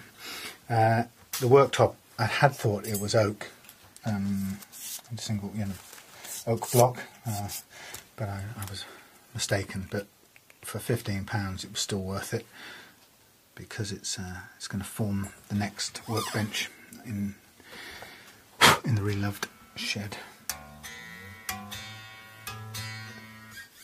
Okay, so these bottom 3 are done. Now I'm going to slack off the high 3 strings and just pull them over to the side. Don't want to have to move them too far, but I just need enough tension on them so they sit properly in the nut. That's the main thing. Okay, so loads of fresh air on this one. So that G would be well and truly sharp when you're playing it, because it's so high. I didn't actually measure it, but you can see it's a really high action over the first fret, and that would cause intonation problems. So I can be sort of cutting this away pretty quickly, actually. It's so much to do.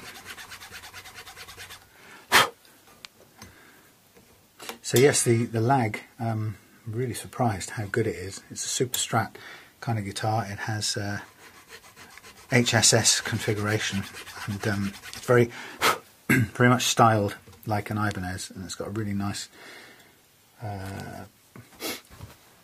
construction. The way the neck is bolted on has a kind of rounded cutaway, so you can get access, very easy, smooth access to the top frets.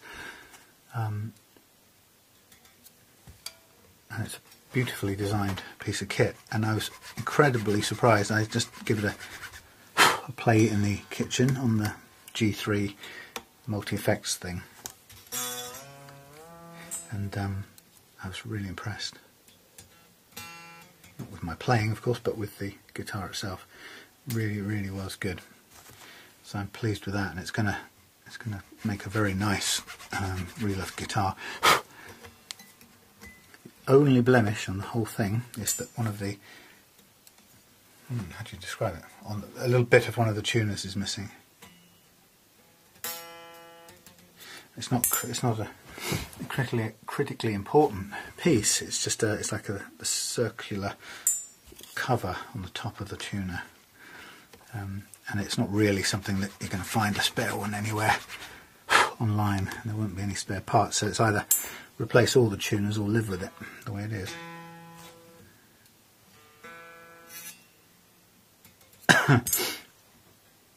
This is close. I'm going to do one more tweak and then stop on this one. Yep. Now, a bit of the old stuff.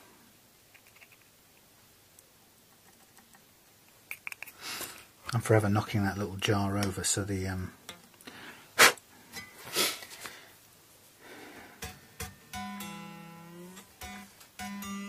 graphite goes everywhere.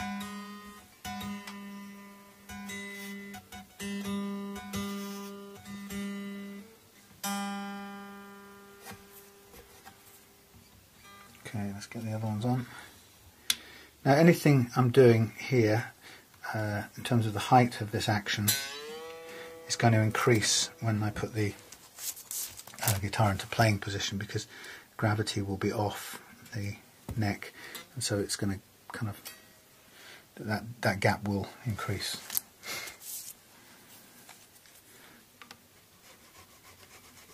So if we're going for a fairly conservative 0.3 of a millimetre, it gets even more conservative, if you like, as we put it up on the side into playing position.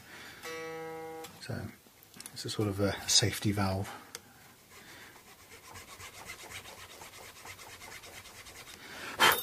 This nut is made of a sort of standard plastic, really. It's nothing like, it's not a tusk construction or compound, which is, it's okay. It works perfectly well. It just it makes cutting it a bit harder, because it sort of bounces, the blade almost bounces off the material. Whereas I much prefer the bone stuff that has a consistency of bone, because it's kind of brittle, or more chalky, or stone-like almost. It's easy to work in my experience. But okay, I think we should be very nearly there. A bit more.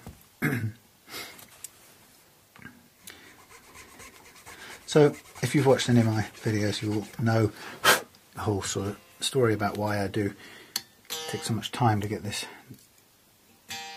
first fret action correct. Is that good? How close are we? I'm going to stop there. That's good. Yeah, the reason why it's, I suppose, the quickest way of summarising it or summing it up is that I've found that the nut action, or the first fret action I should say, which is the result of how well the slots are cut here, the first fret action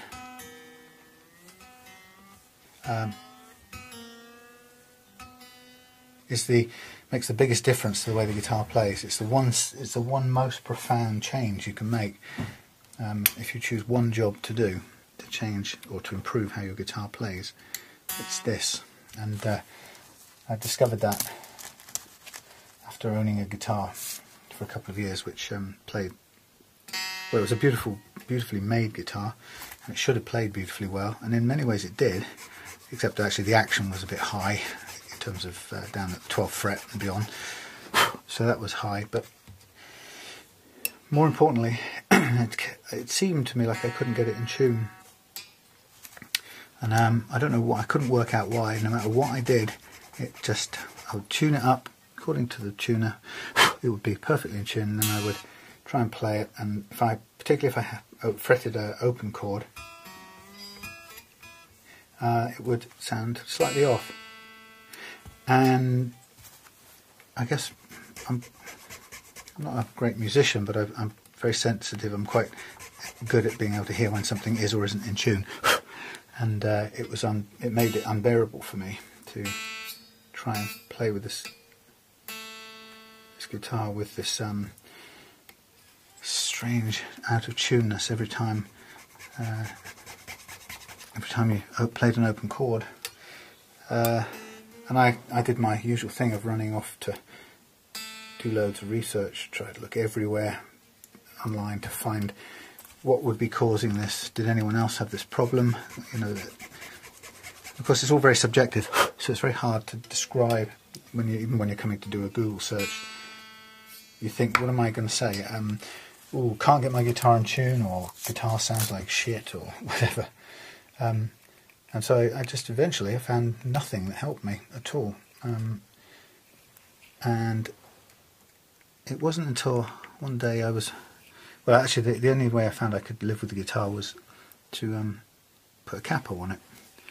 And strangely enough, as soon as I capoed it on the 1st fret, or anywhere really, but 1st fret or beyond, it played very well.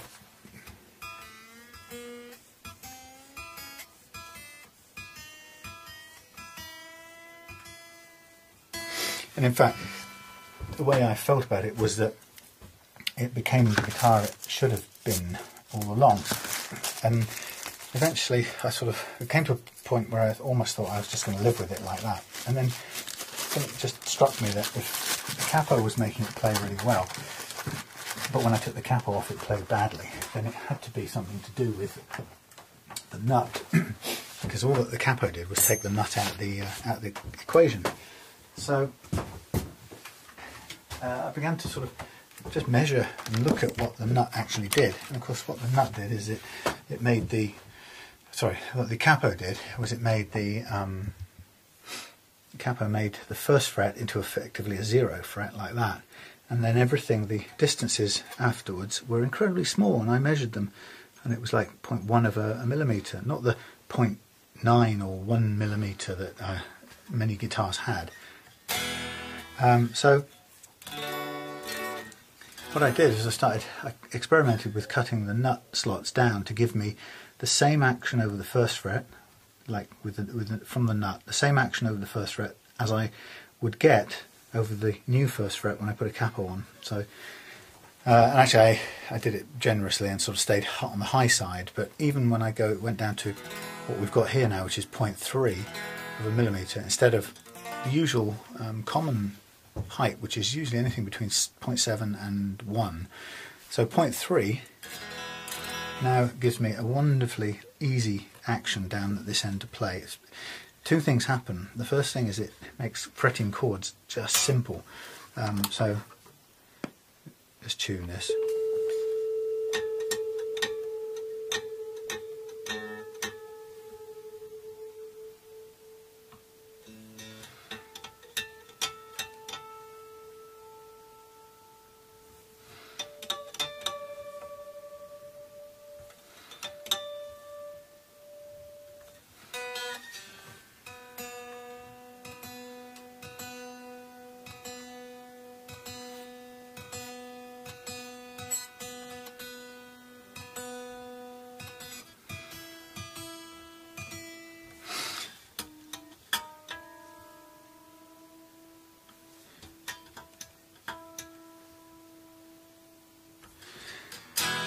So first of all, not only did it make it easy to fret chords down here, hardly have to use any pressure now. It's great for beginners. .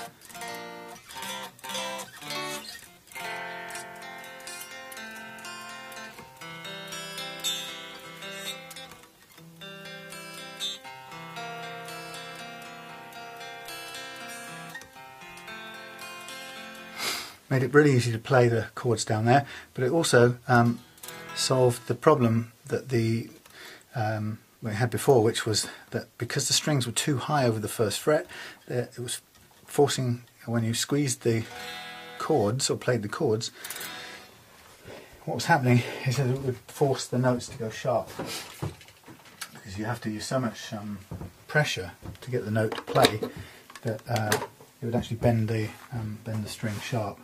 So consequently, an open chord like a D, for example, that should be a really nice clean sounding chord. I'm looking for a Strat, but I seem to have lost my mind. Oh, yeah. A nice open chord like a D, which should sound just beautiful on a newly strung guitar, would sound terrible. So having cut the slots to the right height, then what we'd get is easy to play chords and no bending of the. I don't like this. Something not right with this. Yes, so you wouldn't get any distortion. You wouldn't get that intonation problem. I'm just gonna. Now I'm gonna have a look at this. This is not right. So I'm gonna take out this thing.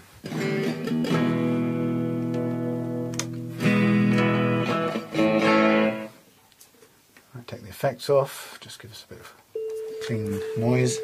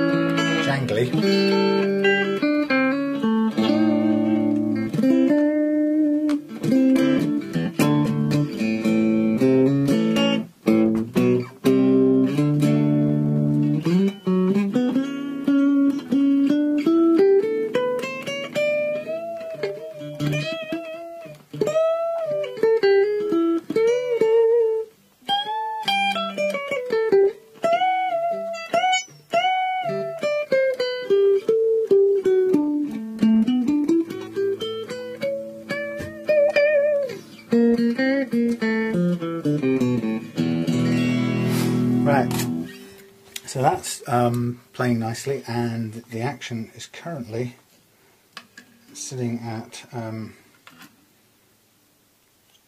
just on 2 millimeters at the 22nd fret, which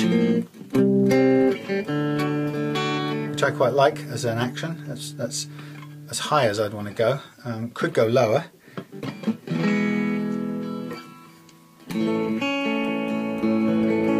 Still got a bit of slack in the strings.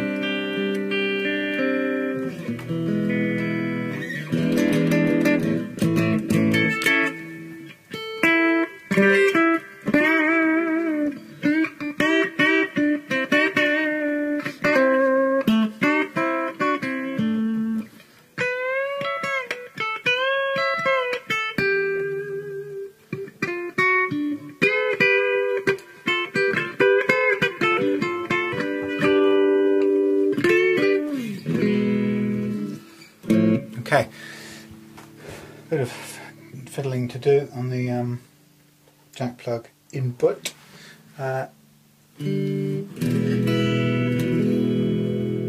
Still a bit of slack on these strings to get out, which I'll need to just keep bending them.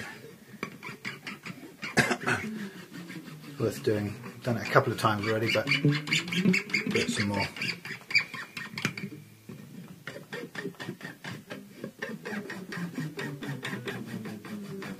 Now this, the action on this is okay for me. It's, as I say, it's just about 2 millimeters at the 22nd fret. Can go lower, but I'm not going to set it lower because that's a nice action, nice playing action. Yeah, so it's taking a bit more stretch out of it. Just looking across here at the profile or the radius of this action, it probably could come down a little bit on this E string here, tiny fraction, and then a fraction on this A there. I think that looks about right. Thereafter, I'm even a tiny bit more on the A. Hello, Morris. Okay, that will need a bit of retuning. Take that treble off. Reverb.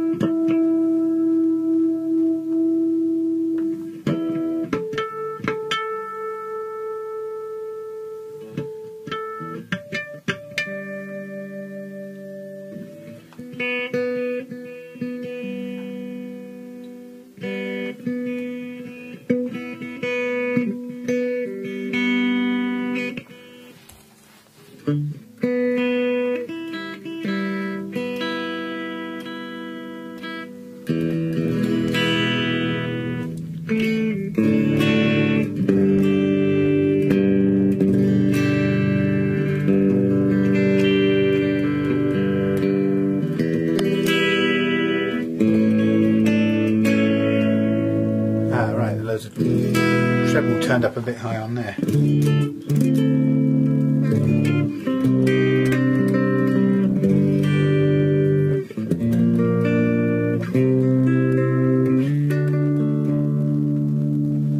Right, okay, now the last bit of this, no, second to last bit, it's alright, the last bit will be attaching that jack plug socket, which should be no problem. Just going to do the intonation part and we'll be done on these two guitars, pretty much done apart from that. So to intonate it, we get our tuner running and we tune the note to the harmonic, pinged harmonic on the 12th,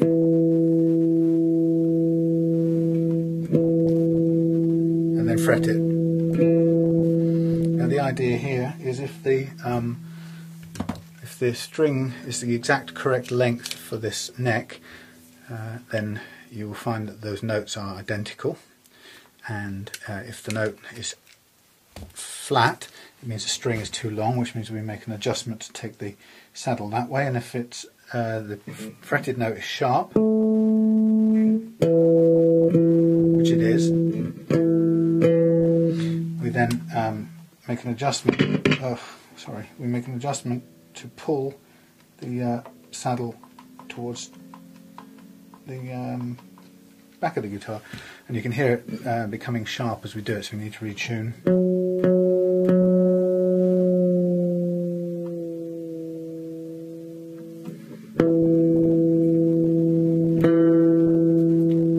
Pretty good, that'll do me.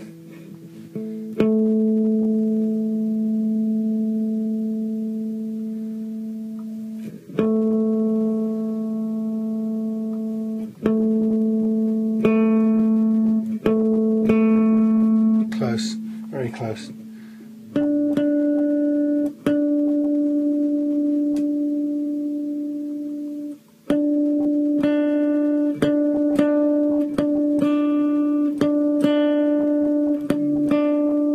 You have to take an average across all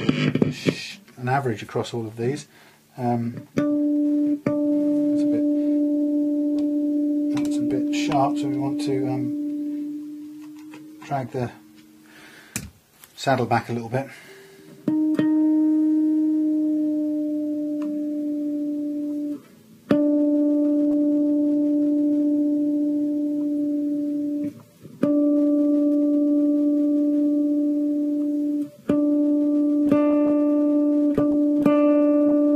Good enough.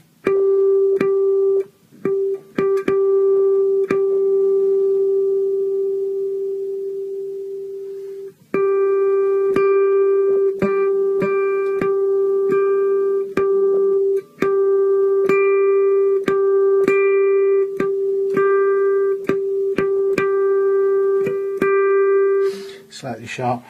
Again, that means we're going to drag the saddle back towards me with a clockwise motion, and it's going to go sharp, so we retune.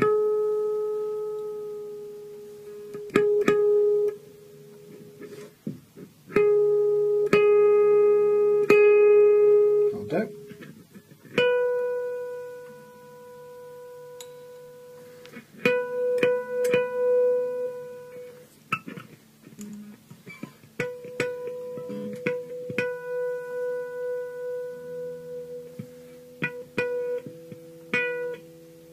Stop.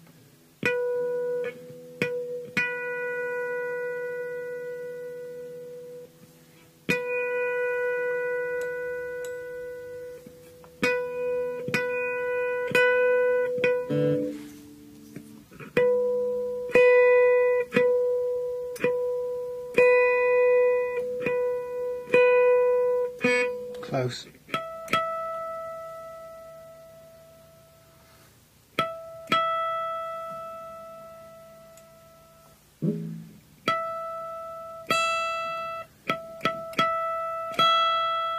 Sharp. So again, I'm going to wind this in, drag the saddle back towards the rear of the guitar, if I can get the screwdriver in place. Come on. Thank you.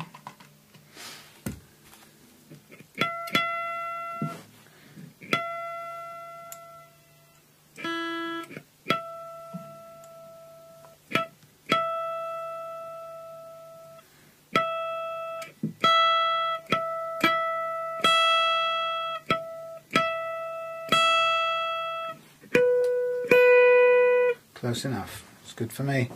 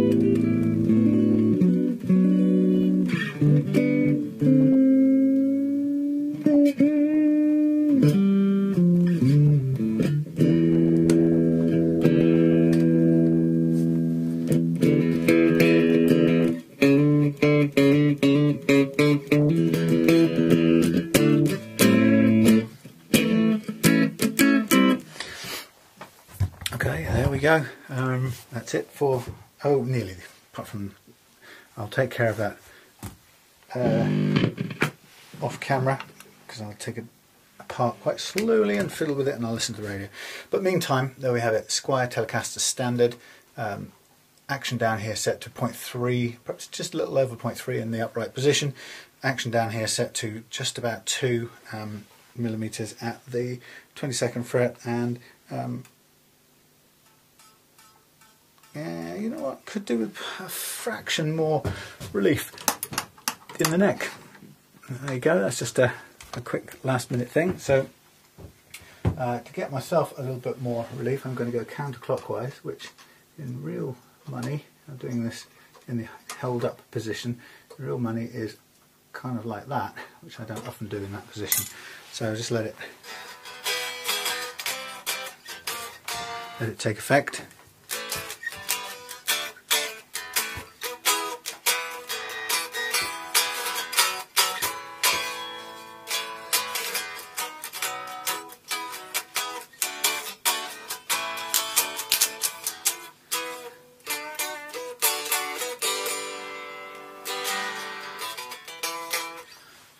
What's it gone to?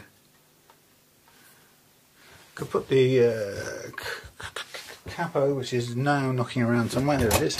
Let me just quickly put the capo on this, on the first fret, and get a better handle on this. I'm looking at this, and it's not too bad, just about right.